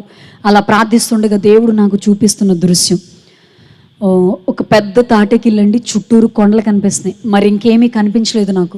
నేను దేవుణ్ణి అడుగుతున్నాను, నాకు ఏమీ అర్థం కావట్లేదు ఆ దర్శనం. 3వ రోజు కూడా అదే దృశ్యం కనపడుతుంది, అంత అయిపోయింది. వాస్తవానికి మా పాస్టర్ గారు పరిశుద్ధాత్మని కళని దర్శనాలు నమ్మరండి ఆయన, అదంతా ఇంకోలాగా ఉంటుంది అక్కడ. అయితే అలాంటి పరిస్థితుల్లో ఆయన చెప్తే నవ్వుతున్నారు కొంతమంది, నాకు ఇట్లా వచ్చిందని అంటే అనేసరికి నేను ఇంకేం చెప్పుకోలేకపోయాను. ఇంకా అది మాత్రం మర్చిపోలేదు, నా మైండ్లో అట్లా గుర్తుండిపోయింది. ఇలా చూస్తుండగా చివరిగా నాకు ఇట్లాగా సునీల్ గారి యొక్క సంబంధం నాకు వచ్చిందండి. విజయవాడ నుంచి నన్ను చూసి ఆ సంబంధం వచ్చారు. అన్ని విధాలుగా ఆయన ఒకటే అన్నారు, అమ్మ నేను ఇట్లా పలానా చోట సేవ చేస్తాను, నన్ను చేసుకోవడం మీకు ఇష్టమేనంటే అసలు నా కళ్ళంటే నీళ్ళు తప్ప ఇంకేం రావట్లేదు, నాకు రూపాయి కట్టనివ్వద్దు, ఏ పెట్టుపోతలు పెట్టొద్దు, పెళ్ళి కూడా మేమే చేసుకుంటామమ్మా, మీకు ఏజెన్సీలో సేవ చేయడం ఇష్టమేనా అని చెప్పి పరిచర్య చేయడం మీకు ఇష్టమేనంటే నేను ఇంక అసలు నోరు తెరవట్లేదు, నాకు అసలు ఇంక ఇష్టమేనండి, అంగీకారం అని చెప్పేశాను. అయిపోయింది. దేవుని యొక్క మహాకృప 2015 ఆగస్టు 5వ తారీఖున మా నిశ్చితార్థం అయిందండి సునీల్ గారితో. ఆగస్టు 27వ తారీఖున సునీల్ గారితో నాకు వివాహం జరిగింది కాకినాడలో. అయితే మేము 2006లో ఎట్లయితే 2007లో మేము కొవ్వూరు వచ్చేసామో 2000లో సునీల్ గారు ఒక ఫ్యామిలీ కాకినాడ వచ్చేసారండి. అట్లా అనుకోకుండా, కాకపోతే మేము ఒకే ఊర్లో పుట్టి పెరిగాము, వీధులు తేడా అనమాట. అయితే అట్లా అనుకోకుండా దేవుడు ఒకే ఊర్లో మమ్మల్ని జత చేయడం, ఆ విధంగా దేవుడు ఆ బంధాన్ని అలా కలిపిన తర్వాత సునీల్ గారి యొక్క సేవా పరిచర్య అసలు ఎట్లా కొనసాగిందంటే, సునీల్ గారి యొక్క తాతయ్య మిక్కిలినేని గోపాలరావు గారు అని చెప్పి ఆయన విజయవాడ అన్నపూర్ణ స్టూడియోలో ఎడిటర్గా ఉండేవారంటండి. అయితే ఎడిటర్గా ఉంటూ చాలా పనులు జరిగిస్తూ ఉంటున్నారు. అయితే కాకినాడ, ఇట్లా వైజాగ్, చెన్నై, హైదరాబాద్ ఇలా చాలా చోట్ల తాతయ్య గారికి ఇన్స్టిట్యూట్లు ఉండేవి. అట్లా ఉంటుండగా ఒకరోజు విజయవాడ ఇన్స్టిట్యూట్ చాలా పెద్దదండి. ఆ ఇన్స్టిట్యూట్లో అనుకోకుండా అగ్ని ప్రమాదంలో ఆయన బాడీ అంతా కాలిపోయిందండి. కాలిపోయేసరికి ఆయన ఏం చేశారంటే, ఈ లోపు అంత భయంకరంగా కాలిపోయిన వ్యక్తిని హాస్పిటల్కి తీసుకెళ్ళి డాక్టర్లు చూసి బతకడం చాలా కష్టం, ఇంకా మహా అయితే ఒక 2-3 నిమిషాల్లో ప్రాణం ఉంటుంది, అంతే చచ్చిపోతాడు ఈయన అని చెప్పేశారు. అనేసరికి తీసుకొచ్చేసిన తర్వాత ఇంకా వాళ్ళు ఏం చేయలేమంటున్నారు, ఇంటి దగ్గర టెంట్లు కూడా వేసేసారు. అయితే కొంతమంది క్రైస్తవులు వచ్చి, ప్లీజ్ మీరు ఏమనుకోకపోతే ఆ బాడీని మాకు అప్పచెప్పండి, మేము ప్రార్థన చేస్తామంటే వాళ్ళు అసలే చౌదరీస్ అండి, వాళ్ళు అసలు ఒప్పుకోరు అట్లా క్రైస్తవులకి బాడీని అసలు అతన్ని అప్పచెప్పడానికి. అలాంటి పరిస్థితుల్లో ఎక్కడి నుంచో వచ్చిన ప్రార్థన తెగ వాళ్ళు వచ్చి అన్నారు, ప్లీజ్ మాకు అప్పచెప్పండి అని చెప్పి అనేసరికి, సరేలే ఇక అంత అయిపోయింది కదా, ఈ బాడీని వీళ్ళు ఏం చేసుకుంటారు అని చెప్పి వాళ్ళకి అప్పచెప్పేశారండి. అప్పచెప్పేసరికి నిజంగా నా దేవుడు చేసే కార్యాలు ఎలా ఉంటాయంటే, వాళ్ళు ప్రార్థించిన తర్వాత దేవుని కృప గంట సేపు ప్రార్థించారండి విశ్వాసులు, అక్కడ ఉన్న కొంతమంది దైవజనులు. ప్రార్థించుండగా వెంటనే అతనిలోంచి ఎక్కడో ఉన్న ఊపిరి ప్రభు కళ్ళు తెరిసేలాగా దేవుడు చేశాడండి గొప్ప కార్యాన్ని. దేవునికి స్తోత్రం. వెనకాల ఉన్న వాళ్ళు స్పందించాలి, హల్లెలూయా. అలాంటి పరిస్థితులు వెంటనే అతను హాస్పిటల్లో జాయిన్ చేశారు. డాక్టర్లు చూసరికి మళ్ళీ చెకప్ చేస్తున్నారు. చేసిన తర్వాత ఏంటి అసలు ఇంపాసిబుల్, అసలు ఇట్లా ఈ విధంగా ఏంటి ఈయన చచ్చిపోతాడు అనుకున్న, ఇట్లా మారిపోయినండి. ఆయన సాక్షి విని అక్కడ చాలామంది నర్సులు మార్చబడ్డారు. వెంటనే మళ్ళీ ట్రీట్మెంట్ ఇవ్వడం స్టార్ట్ చేశారు. అట్లా ఉంచిన తర్వాత మళ్ళీ ఆయన లోపల బాడీ మొత్తం అవయవాలన్నీ కాలిపోయిన అవయవాలు మళ్ళీ నార్మల్లోకి వచ్చేసినాయి. చాలా ఆశ్చర్యంగా ఇట్లా అయిపోయిన తర్వాత తన భార్య వీళ్ళందరూ ఇట్లా ఉంటుండగా ఒక 6 నెలల వరకు అతను ట్రీట్మెంట్ తీసుకుంటూనే ఉన్నారు. తీసుకొని చుండగా ఇక మామూలు యథాస్థితిలోకి వచ్చేసారు. అప్పుడు అతనితో ఒక స్వరం మాట్లాడుతుంది, గోపాల్, ఇదిగో ప్రభువైన యేసుక్రీస్తు నేనే, మార్గం సత్యం జీవం నేనే, నా ద్వారాయే నువ్వు రక్షించబడ్డావు అని చెప్పి మాట్లాడుతూ, నువ్వు నా పని చేయాలి, నువ్వు నా కోసం నిలబడాలి అని చెప్పి మాట్లాడుతుంటే వెంటనే ఆ స్వరానికి స్పందించిన ఈ యొక్క గోపాలరావు గారు వెంటనే, నువ్వెవరవయ్యా అని చెప్పి, నేను నీ కోసం మరణించిన క్రీస్తుని అని చెప్పిన తర్వాత, అయితే ఏంటి ప్రభా అని అంటే, నేను నిన్ను బ్రతికించాను, నువ్వు నా పని చేయలేవు, అవునా, నువ్వు దేవుడు అయితే ఇదిగో చూడు నా బాడీ అంతా కాలిపోయిన మచ్చలు, భయంకరమైన వికృతమైన రూపం నాది, నేను బయటికి వెళ్తే మనుషులు నన్ను చూసి పారిపోతారు, అంత భయంకరమైన వికృరూపం, అలాంటి నేను సేవ చేస్తానా అని చెప్పి మాట్లాడుతూ, సరే నువ్వు దేవుడు అయితే, నువ్వు నిజంగా యేసయ్యవైతే నా బాడీలో ఎక్కడ ఇంత కాలిపోయిన మచ్చ లేకుండా, ఒక్క మచ్చ లేకుండా నువ్వు తీసే, నిన్ను పని చేస్తానని చెప్పి ఆ రోజు దేవుని స్వరంతో అతను మాట్లాడుతుంటే, అసలు మనిషి ఛాలెంజ్ కన్నా దేవుని ఛాలెంజ్ చాలా గొప్పది. మాట్లాడరేంటి, గొప్పదా కాదా? నువ్వు ఛాలెంజ్ చేస్తావు వెంటనే మారిపోతావు, అది ఒట్టుమే గట్టి తీసానండి అనేస్తాం వెంటనే మనం. దేవుడు అట్లా కాదు, మాట ఇచ్చాడంటే ఆయన మాట తప్పడు నీ పట్ల, నువ్వు మారిపోయినా మాట మారిపోదు అక్కడ, హల్లెలూయా. అలాంటి పరిస్థితుల్లో దేవుడు గొప్ప కార్యాన్ని ఆయన జీవితంలో ఎలా చేశారంటే, అలా కొన్ని నెలలు గడుస్తుండగా నిజంగా దేవుడు చేసిన అద్భుతం అండి. దేవుడు మాట ఇచ్చిన రీతిగానే ఒక్క పెదిం మీద తప్ప టోటల్ బాడీలో ఎక్కడ కాలిపోయిన మచ్చ లేకుండా దేవుడు పూర్తిగా మామూలు యథాస్థితిలోకి దేవుడు తీసుకొచ్చేసాడండి, హల్లెలూయా. దేవుడు ఇలా చేసిన తర్వాత తిరిగి ఆయన ఇంటికి వచ్చేసాడు. తన భార్య ఇదంతా చూసింది, మొత్తం బట్టలు సదిరేస్తున్నాడు ఈయన. మొత్తం బట్టలు సదిరేస్తుండగా, అమ్మాయి నువ్వు కూడా బట్టలు సదిరాను, ఎక్కడికి అని అంది. నేను ప్రభు సేవ చేస్తానని చెప్పాను, ఏదైనా వదిలేసుకుంటానని చెప్పాను, వచ్చేస్తానని చెప్పాను. దేవుడు నన్ను కాకినాడ దగ్గర సామర్లకోట ప్రాంతానికి వెళ్ళిపోమంటున్నాడు బట్టలు సదురు అని అంటే, అప్పుడు తన భార్య మాట్లాడుతుందంట, ఛీ నేనా, కులం కాని కులంలోకి వెళ్ళావు, మతం కాని మతాన్ని అంటించేసుకున్నావు, నేను నా కూతురు, చిన్న పాపండి ఆయనకి, నేను నా కూతురు సస్యమేర రాము, నువ్వు వెళితే నువ్వు వెళ్ళిపో అని చెప్పి మాట్లాడుతుంటే ఎన్నోసార్లు 3-4 సార్లు ఆయన అడిగినా సరే అదే సమాధానం చెప్తుండగా ఈయన బట్టలు సదిరేసుకొని తన తల్లిని తీసుకొని 1972లో అనుకుంటండి, ఆ సంవత్సరం నాకు పెద్దగా ఐడియా లేదు, కానీ ఆ సంవత్సరంలో గోపాలరావు గారు తల్లిని తీసుకుని, వారి యొక్క తల్లిని తీసుకొని సామర్లకోట దగ్గర ఆ ప్రాంతానికి వచ్చేసారు. అక్కడికి వచ్చిన తర్వాత పరిశుద్ధుడైన దైవజనుడు పరిశుద్ధమైన సేవా పరిచర్య కొనసాగిస్తున్నారు. క్రాస్ ప్రేయర్ మినిస్ట్రీస్ అని చాలా పెద్ద మినిస్ట్రీ ఆయన స్థాపించారు. 3 రోజులు సభలు పెడుతున్నాం కదండి ఇప్పుడు మనం. ఆయనైతే తాతయ్య 12 రోజులు సభలు పెట్టేవారండి. 12 రోజులు ఇంటర్నేషనల్ స్పీకర్లను తీసుకొచ్చేవారంట. చాలా జోనా శామ్యూయల్, ప్రియమైన యేసయ్య ఆ పాట పాడిన ఆ యొక్క అన్న, తర్వాత డాక్టర్ జాన్ వెస్లీ గారు, అప్పుడు చాలా చిన్నోళ్ళు వీళ్ళందరూ. అలాంటి వాళ్ళందరినీ తాతయ్య తీసుకొచ్చి చాలా అక్కడ సభలు జరిగిస్తుండగా చాలామంది ప్రజలు అన్యులు మార్చబడిపోయారండి. ఇప్పటికీ సామర్లకోటలో ఒక ఏరియాకి వెళ్తే పలానా గోపాలరావు గారు అని అడిగితే ఎవరైనా చెప్తారండి. మొన్న నేను రీసెంట్గా వైజాగ్ వెళ్ళినప్పుడు, వైజాగ్లో నేను చాలా పెద్ద మీటింగ్లో నేను మెసేజ్ ఇస్తుండగా నా మెసేజ్ అంతా అయిపోయిన తర్వాత ఒక ఆవిడ వచ్చేసి ఫోటో చూపించేసి ఈయనే కదండి గోపాలరావు గారు అని చెప్పి ఆ ఫోటో చూపిస్తుంది. ఎట్లా అమ్మ మీకు ఎలా తెలుసు అంటే, ఆయన యొక్క విశ్వాసనండి, నేను ఈ వైజాగ్లో పెళ్లి చేసుకున్నాను, నేను ఈ ఊరు అబ్బాయిని పెళ్లి చేసుకున్నానని నేను చెప్తుంది. నాకు చాలా ఆశ్చర్యం అనిపించింది. ఆయన చాలా గొప్ప దైవజనుడు, మీరు చెప్పిన మాటలన్నీ వాస్తవాలండి, మాకు తెలుసండి ఆ దైవజనుడు పరిశుద్ధుడండి అని. ఎన్నో వేల సంఘాలు, వందల సంఘాలు కట్టాడండి ఆయన. చాలా వందల సంఘాలు కట్టుకుంటూ కొన్ని సంఘాలు దైవజనులు పెట్టుకుంటూ తాతయ్య అట్లా వెళ్ళిపోతున్న సందర్భంలో దేవుడు తనతో మాట్లాడుతున్నారు. గోపాల్, ఇదిగో ఏజెన్సీ ప్రాంతాలు, ఆ ప్రాంతానికి నా నిమిత్తం వెళ్ళి నువ్వు దేవుని పరిచర్య చేయాలంటే వెంటనే దేవుడు మాటకి లోబడిన దైవజనుడు గోపాలరావు గారు ఆ ప్రాంతానికి 1983లో ఆ ప్రాంతానికి వెళ్ళారండి. ఇప్పుడే చాలా భయంకరమైన ఏరియా. మీలో కొంతమంది వచ్చారు, మన మార్చేది కూడా చాలామంది కొంతమంది వచ్చారు. చాలా భయంకరమైన దట్టమైన అడవులతో ఉన్న ఏజెన్సీ ప్రాంతాలు. వాస్తవానికి ఇది లైవ్ అయిపోయినా సరే నాకు ఎందుకో ఇక్కడ చెప్పాలని అనిపిస్తుంది. పూర్తి డీటెయిల్స్ సన్నీకి తెలుసు, వాడికి అక్కడ పరిస్థితులు ఎలా ఉంటాయి అనేది. మనుషులు రక్తం తాగేవాళ్ళు, మనుషుల్ని వశీకరణ చేసుకునే వాళ్ళు, మనుషుల యొక్క బలు జరుగుతున్న ఏరియాలండి అవన్నీ. మేము రీసెంట్గా కూడా కొన్ని ఏరియాలకి మేము వెళ్ళినప్పుడు, కొన్ని ప్రాంతాలకు మేము వెళ్ళినప్పుడు చంటి పిల్లల్ని చంపేసి పొలం గట్ల దగ్గర వేసి పాతి పెట్టేస్తారండి. అలాంటి సందర్భాలు. మొన్న ఒక ఏరియాకి మేము వెళ్ళినప్పుడు 30 మందిని ఒక్కసారి దాసేశారు బలి ఇవ్వడానికి. అలాంటి ఏరియాలు అనమాట, చాలా లోపల ఏరియాలు. మా చుట్టుపక్కల ఇంకా అలాంటి పరిస్థితులు జరుగుతున్న ఏరియాలు. రక్తం తాగే మనుషులు ఇప్పటికీ అక్కడ లేరు అని నేను చెప్పలేను.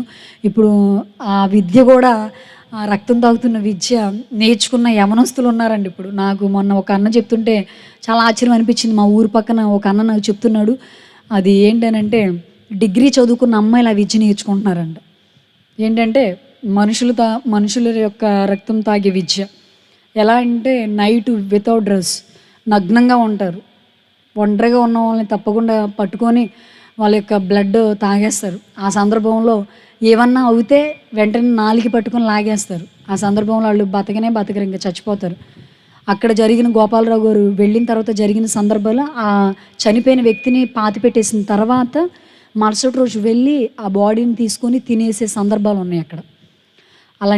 అలాంటి లోపల ఏజెన్సీ ప్రాంతాలు అలా ఉన్నాయండి.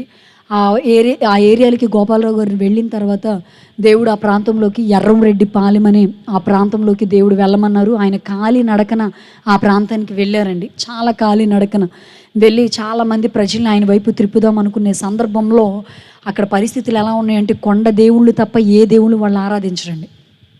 అలా వెళ్ళిన తర్వాత ఆయన ఇలా అక్కడున్న పరిస్థితుల్లో మొట్టమొదటి గోపాలరావు గారు వెళ్ళినప్పుడు పైన జాకెట్, లోపల లంగా అట్లాగే ఉండేవారండి. వాళ్ళకి సరిగ్గా బట్టలు ఉండేవి కాదు. చిన్నపిల్లలకైతే అసలు బట్టలే లేవండి. అలాంటి పరిస్థితుల్లో గోపాలరావు గారు అక్కడికి వెళ్ళిన తర్వాత వాళ్ళకి బట్టలు కొనటం, ఫ్రూట్స్, లేకపోతే వాళ్ళకి ఏమి లేవు అవన్నీ తీసుకుని వెళ్తున్నారు. వాళ్ళకి ఆహారం కూడా రైస్ అనేది చాలా తక్కువ అనమాట. కొర్రలు, రాగులు, సజ్జలు, సామలు, జొన్నలు ఇవే వాళ్ళ ఫుడ్ అనమాట. ఇవి తింటూ ఉండేవారు. ఆయన అక్కడికి వెళ్ళిన తర్వాత చాలా ఇస్తూ ఉండేవారు. ఇట్లా రోజులు గడుస్తుండగా ఒకరోజు ఆ ఊర్లో వాళ్ళు అడిగారు, అయ్యా ఎందుకయ్యా మీరు మీరు ఇవన్నీ మాకు ఇస్తున్నారు, మీరు అసలు ఎవరు ఎక్కడి నుంచి వచ్చారంటే, నాది ఈ ప్రాంతం కాదు, విజయవాడ నుంచి వచ్చాను, నేను ఇక్కడ సామర్లకోట దగ్గర ఉంటాను, మీ దగ్గరికి వచ్చాను అని అంటే, సరే అయ్యా ఎందుకు ఇవన్నీ మాకు ఇస్తున్నారంటే, నేను కాదు ఇచ్చేది, నాలో ఒకళ్ళు ఉన్నారు, అవి వాళ్ళు ఇస్తున్నారు అన్నారు. ఎవరయ్యా అని అడిగేసరికి, ఎవరో కాదు నాలో ఉన్నది యేసయ్యే, ఆయనే మీకు తీసుకొచ్చి ఇస్తున్నారు అని చెప్పి మాట్లాడుతుంటే, అప్పుడు వాళ్ళు అన్నారంట, ఆ యేసయ్య మాకు కూడా కావాలని అని చెప్పి అడిగినప్పుడు, అప్పుడు అట్లా దేవుని యొక్క పరిచర్య అలా ప్రారంభమైంది. దేవుని కృప ఏంటంటే మీకు నేను చూపిస్తాను. ఒకవేళ ఇక్కడ ఎవరు లేరు కానీ పిల్లలు ఇక్కడ అందరూ సోజయ, అరే ఒకసారి ఇట్రా, ఆ కుర్చీలో కూర్చున్నాడు తెల్ల షర్టు,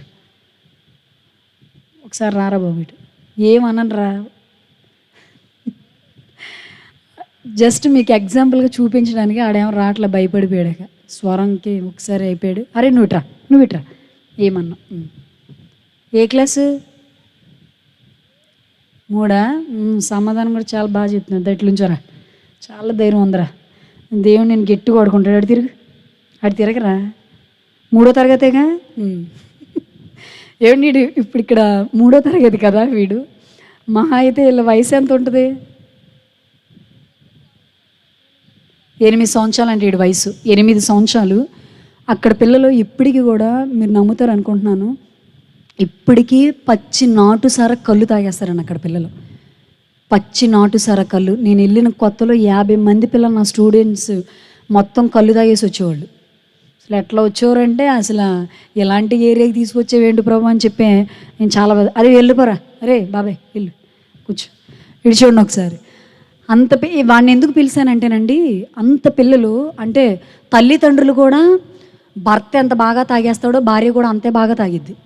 ఇద్దరు ఖచ్చితంగా, ఆవిడ ఎక్కువ తాగేస్తే ఏం తక్కువ అని కాదండి, ఇద్దరు సమానంగా ఉంటారు అక్కడ. పిల్లలు వాళ్ళ వెనకాల గ్లాసులు పట్టుకుని వెళ్తారు వాళ్ళు ఏజెన్సీలో. ఇవి చూస్తే అర్థము, వాడికి తెలుసు సన్నీకి, గ్లాసులు పట్టుకుని వెళ్ళిపోతారు అట్లా చెట్ల దగ్గరికి. వాళ్ళ నాన్నోళ్ళు ఎక్కడ ఉంటారు, 20 సంవత్సరాలు వచ్చేసరికి వాళ్ళ భవిష్యత్తులు పోగొట్టుకొని చనిపోయే సందర్భాలు. అట్లా వెళుతుండగా అలాంటి పరిస్థితుల్లో ఉన్న ఏజెన్సీ ప్రాంత ప్రజలు, చెడుపు చిల్లంగి చేతబడితనానికి బానిసైపోయిన ఎడిట్ అయిపోయిన ప్రాంత ప్రజల్ని గోపాలరావు గారు కొన్ని నెలలు అక్కడ వెళ్ళగా దేవుని యొక్క మహాకృప 70 కుటుంబాలు ప్రభు యొక్క రక్షణలోకి వచ్చినాయండి అక్కడ. దేవునికి స్తోత్రం. 70 కుటుంబాన్ని దేవుడు అక్కడ రక్షించుకున్న తర్వాత కొన్ని సంఘాలు తాతయ్య ఇంచుమించు 10 సంఘాలు అక్కడ కట్టారండి ఏజెన్సీలో, ఓన్లీ ఏజెన్సీలోనే. అక్కడ కడుతూ పరిచర్య చేస్తుండగా ఇక సంఘానికి బాగా దగ్గరయ్యారు. అప్పటికి తాతయ్య వెళ్ళినప్పుడు రోడ్లు లేవు, కరెంట్ లేదు, సౌకర్యాలు లేవు, అసలు స్కూల్ ఏమీ లేవండి, కరెంటే లేదండి. లాంతర్లు అంటారు, ఇట్లా పట్టుకునే లాంతర్లు ఉండేవి వాళ్ళ దగ్గర, ఆ లాంతర్లు ఉండేవి అనమాట. అలాంటి సందర్భంలో ఆయన ఇంకా 2009 ఆయన సంఘంతో ఒక మాట చెప్తున్నారు, అరే ఊరేమో పొమ్మంటుంది, కాడేమో రమ్మంటుందిరా, నేను వెళ్ళిపోయే దినాలు ఆసన్నమైపోయినరా అని చెప్పి మాట్లాడుతుంటే, అయ్యా అలా మాట్లాడకండి అయ్యా, మీరు లేకపోతే మాకు ఇక్కడ ఏజెన్సీలో ఎవరుంటారా అంటే, అరే నేను లేకపోయినా, నేను చనిపోయినా నా వెనకాల యవనస్తులు వస్తారా, వాళ్ళు బలమైన సేవ చేస్తారా, వాళ్ళ కోసం ప్రార్థించండిరా అని చెప్పి మాట్లాడుతుంటే, ఇక ఆ ప్రజలందరూ అట్లా ఉంటుండేవారండి. గోపాలరావు గారు ఆ విషయాన్ని చెప్పేసి 2009 నవంబర్ 14వ తారీఖున ఆయన 13వ తారీఖున ఆయన తిరిగి వెళ్ళిపోయారు. 14వ తారీఖున టేబుల్ ఉంటుందండి, ఆ టేబుల్ మీద అర్ధరాత్రి సమయంలో ఆయన పడుకొని ఉన్నారు. అట్లా పడుకొని ఉన్న తర్వాత ఆయన పడుకున్న వ్యక్తి పడుకున్నట్లుగానే, చేతులు కట్టుకున్న వ్యక్తి చేతులు కట్టుకున్నట్టుగానే దేవుని రాజ్యానికి వెళ్ళిపోయారండి. ఇట్లా వెళ్ళిపోయిన తర్వాత ఇక చనిపోయారన్న విషయము ఏజెన్సీ ప్రాంత ప్రజలకు తెలిసి వాళ్ళు వచ్చారు. తాతయ్య చనిపోయిన తర్వాత ఇంకా అక్కడ సేవ జరగడం అనేది చాలా కష్టం. ఆయన చనిపోయిన తర్వాత వాళ్ళు చాలా ఏడ్చారు. ఎంత ప్రేమ అంటే వాళ్ళు అక్కడికి వెళ్ళి సమాధి కార్యక్రమం చేసుకొని తిరిగి వచ్చేసారండి.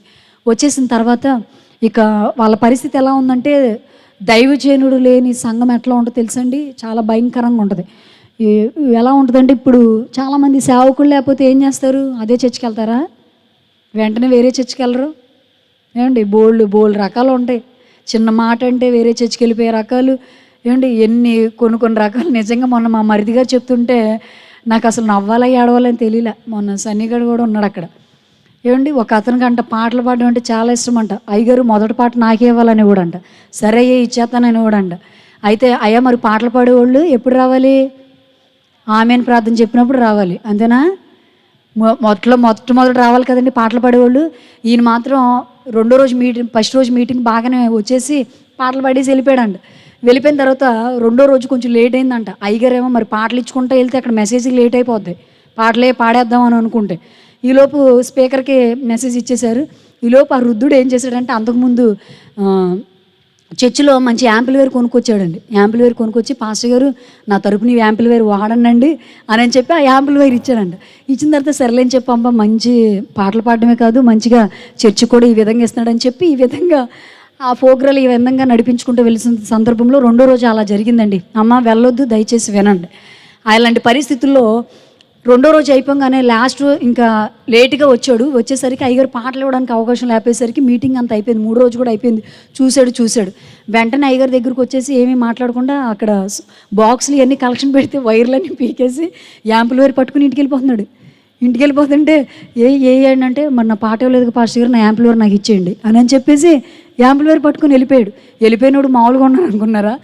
వాళ్ళ అబ్బాయి ఆయన అంట ఊరి చివర ఒక చిన్న చర్చిలా కట్టేసుకొని పెద్ద 2 హౌజా బాక్సులు, చిన్న బాక్సులు కొనేసుకొని ఆ మందిరంలో పెట్టేసుకొని అంట అక్కడ ఇక రోజు తెల్లారు లేకపోతే ఇద్దరు కొడుకో 10 పాటలు, తండ్రి 10 పాటలు, అంటే పాటలు పాడుతానే ఉన్నారంట. ఇంకా అలాంటి పరిస్థితుల్లో ఉన్నారు అలాంటి వాళ్ళు.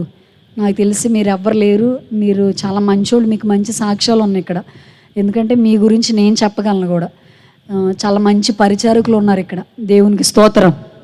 అలాంటి పరిస్థితుల్లో ఏమండి అట్లా సంఘంలో జరుగుతున్న కార్యక్రమాల్లో దైవజనుడు లేకపోయేసరికి సంఘం అంతా ఒక దగ్గర ఉండి, నిజంగా నాకు ఎందుకు ఇష్టం అంటే ఇప్పటికీ చాలామంది అన్నారు బయటకు వచ్చి పరిచర్య చేసుకోవచ్చు కదండి, బయట నుంచి ఏజెన్సీ వెళ్ళొచ్చు కదండి, మీరు ఎందుకు అట్లా అక్కడ ఉండిపోతున్నారంటే నేను చెప్పగలను, వాళ్ళు చూపించే ప్రేమ ఆప్యాయత వాడికి బాగా తెలుసు. అక్కడ వాళ్ళు చూపించే ప్రేమ అయినా సరే, పరిచర్య అయినా సరే, ఏదైనా ముందుగా ఉంటారు వాళ్ళు ప్రేమ నన్ను అక్కడ కట్టేసిందని చెప్పగలను. అలాంటి పరిస్థితుల్లో దైవజనుడు చనిపోయిన తర్వాత సేవా పరిచర్య 9 నెలలు దైవజనుడు లేకుండా సంఘం ఉండిపోయారండి. ఎన్ని నెలలు మనం ఉంటామా సేవకులు లేకుండా? 9 నెలలు ఉంటావా నువ్వు? కనీసం 2 వారాలు కానీ ఒక వారం దైవజనుడు వాక్యం చెప్పడానికి రాకపోతే మన పరిస్థితి ఏమైపోద్దో.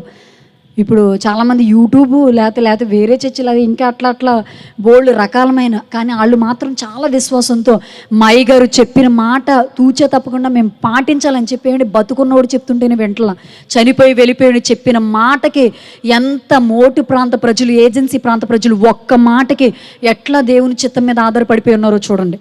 అలాంటి పరిస్థితుల్లో ఆయన ఇంకా అట్లా చనిపోయి వెళ్ళిపోయిన తర్వాత 9 నెలలు ఉన్న తర్వాత గోపాలరావు గారి యొక్క మనవడు సునీల్ గారు, అప్పటికి సునీల్ గారు సేవా పరిచయకు రాలా, కాకినాడ పోర్టులో ఉద్యోగం చేస్తున్నారు. ఆయన చాలా మంచి ఉన్నతమైన ఉద్యోగం, మంచి జీతం ఆయనకి. చేస్తుండగా తన తల్లిదండ్రులు చెప్తున్నారు, అరే నాన్న వెళ్ళిపోవచ్చు కదా నాన్న, ఏజెన్సీలో మీ యొక్క తాతయ్య ఇలాగా సేవ చేశారు, నువ్వే సేవ పరిచయం చేయాలంటే నాన్న భుజాన ఒక సంచి తేల్చుకుని ఆ ఇంటికి తిరిగే కర్మ నాకు పట్టలేదు నాన్న, ప్లీజ్ నన్ను అక్కడికి వెళ్ళమని చెప్పకండి, అక్కడ సిగ్నల్స్ అందరూ రోడ్లు ఉండవు, కరెంట్లు ఏమీ లేవు, నన్ను వెళ్ళమంటారేంటి అని చెప్పి అలా మాట్లాడుతుండగా బాప్తీసం తీసుకున్నాడు. దేవుడు అంటే తెలుసు, సేవ అంటే తెలుసు, కానీ దేవుడు మాట్లాడాడు ఒక్క మాట.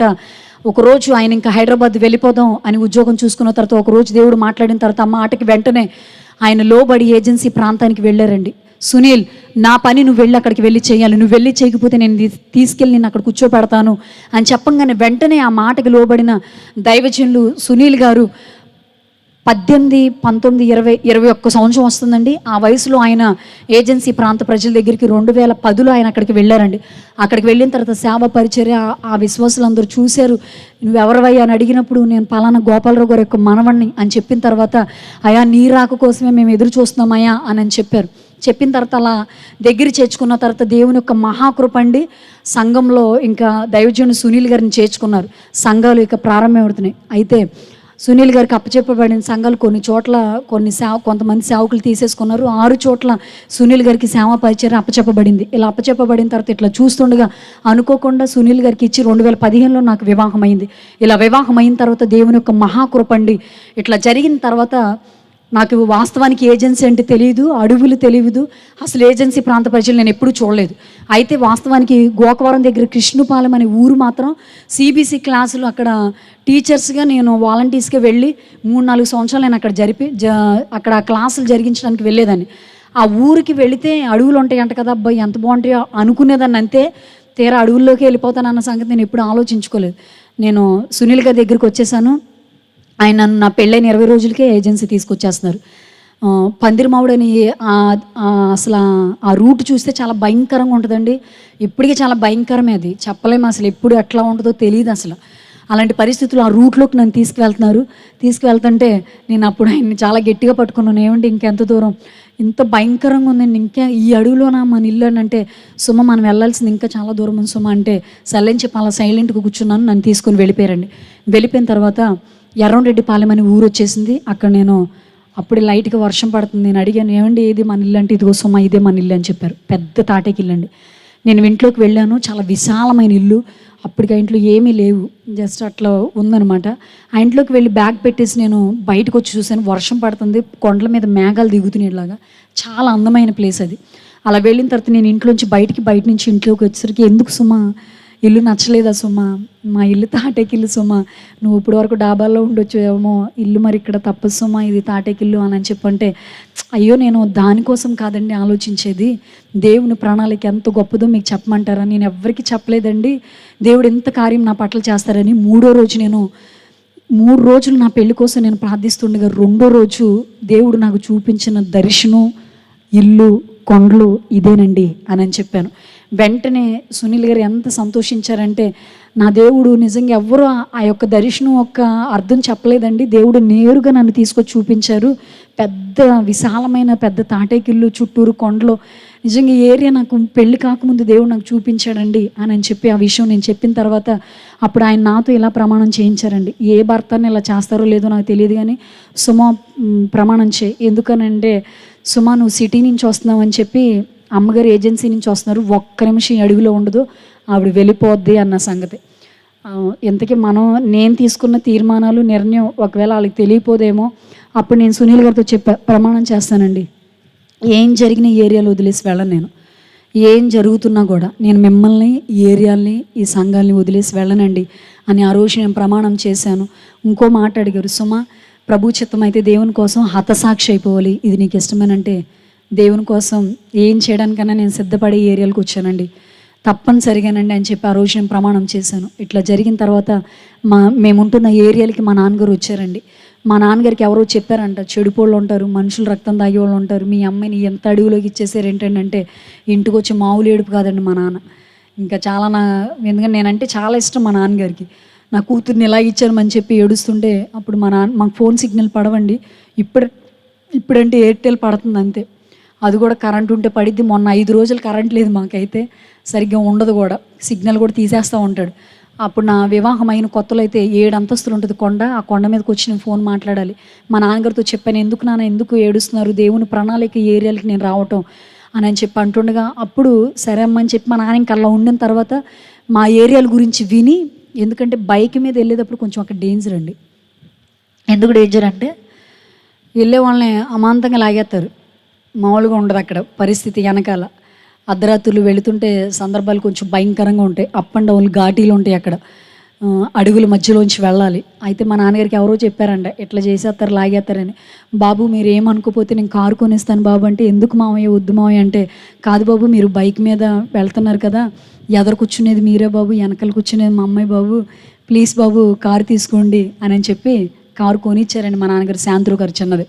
అది తీసుకున్న తర్వాత అంత బాగానే ఉంది. అప్పుడు మా నాన్నగారు లారీ తీసుకున్నారు, చాలా పెద్ద లారీ, కొవ్వూరులో తీసుకొని, ఆ లారీ మా నాన్నగారు చూసుకుంటూ మెకానిక్ వర్క్ మా అన్నయ్యకి అప్పచెప్పారండి. అయితే తమ్ముడు ఒకసారి ఆర్కెస్ట్రా వాళ్ళు వచ్చేస్తే నేను ముగించేస్తాను ఈసారి, ఒకసారి జీషాక్ మైనర్ ఒకసారి.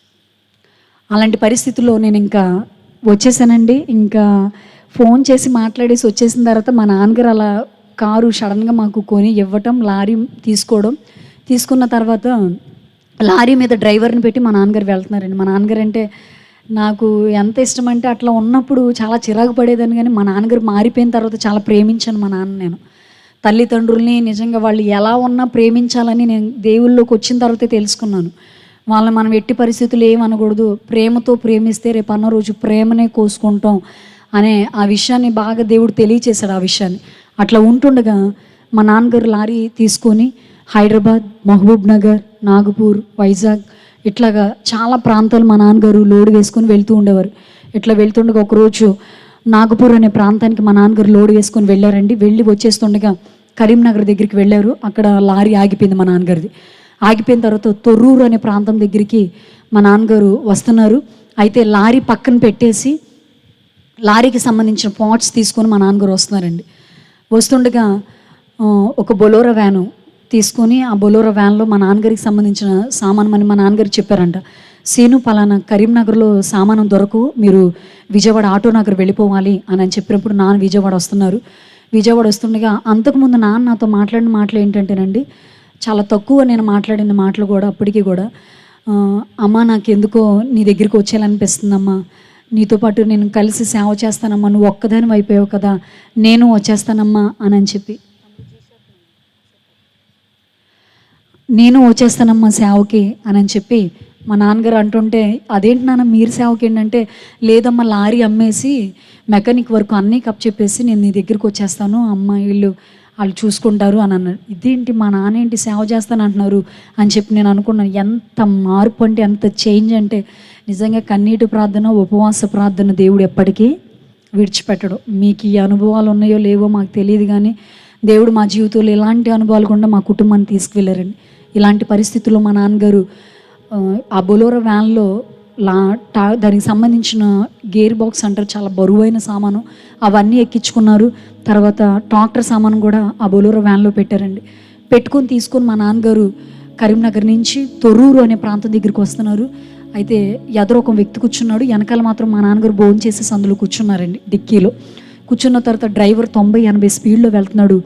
అట్లా వెళ్తుండగా సడన్గా మా డ్రైవరు 90 స్పీడ్లో వెళ్తున్న అతను చిన్న రాయి ఎక్కిచ్చేసాడండి. ఒకసారి బండిని ఎక్కేసరికి ఒక్కసారికి 2 పల్టీలు కొట్టింది. ఇలాగ బండి కొట్టేసరికి ఎదురు కూర్చున్న డ్రైవరు పడిపోయి పారిపోయాడు.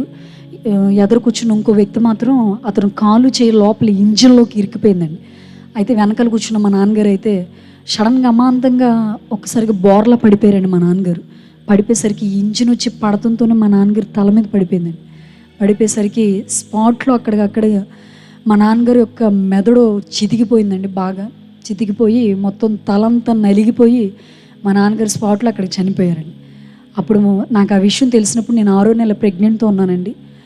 అలా తెలిసిన తర్వాత నాకు వాస్తవానికి ఏజెన్సీలో సిగ్నల్ అందవండి, కానీ నాకు ఇంటికి ఒక వ్యక్తి వచ్చి కబురు చెప్పారు. వెంటనే మా నాన్నగారు చనిపోయారు అన్న సంగతి నాకు చెప్పలేదు, కానీ మీ నాన్నగారికి యాక్సిడెంట్ అయిందని అని చెప్పారు. అప్పుడే సన్నీ నా దగ్గరే ఉన్నాడు. వాడు, మా తమ్ముడు, ఇట్లా మా ఆడబొడుచు, మా చెల్లి, వీళ్ళందరూ నా దగ్గరే ఉన్నారండి. నేను 6వ నెల ప్రెగ్నెంట్తో ఉన్నాను.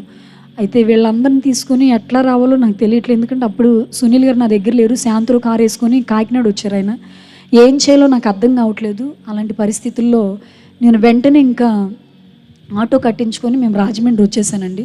రాజమండ్రి వచ్చేసిన తర్వాత రాజమండ్రి రాగానే మా అమ్మగారు అప్పటికే కళ్ళు తిరిగి పడిపోయి ఉన్నారు. అక్కడికి వీళ్ళందరూ వచ్చేసారు. ఏంటి ఏమైందనంటే, అమ్మ నాన్నకి యాక్సిడెంట్ అయిందమ్మా అంటే, నాకు అప్పటికే వీళ్ళు విషయం చెప్పేశారు. మీ నాన్నగారు యాక్సిడెంట్లో చనిపోయారండి, మీ నాన్నగారికి అసలు ఇంకా బతికే అవకాశాలు, ఆయన చనిపోయారండి అని చెప్పేశారండి నా దగ్గరికి. చెప్పేసరికి నాకు ఒక్కసారిగా కాళ్ళు చేతులు ఆడకుండా గుండె ఆగిపోద్దేమని భయం వేసిందండి. ఎందుకంటే నాన్న నేను చాలా ప్రేమించాను. మారిపోయిన తర్వాత మా అమ్మకి తెలుసండి. మా అమ్మ చేయి కాల్ చేసిన మా నాన్న చేయి పట్టుకుని, లక్ష్మి ఈ చెయ్యి నేను ఎన్ని లక్షలైనా సరే ఈ చెయ్యిని నేను సర్జరీ చేస్తాను లక్ష్మి అని చెప్పి మా నాన్న మాట్లాడిన మారు మనసు యొక్క మాటలు మేము మర్చిపోలేకపోయాం.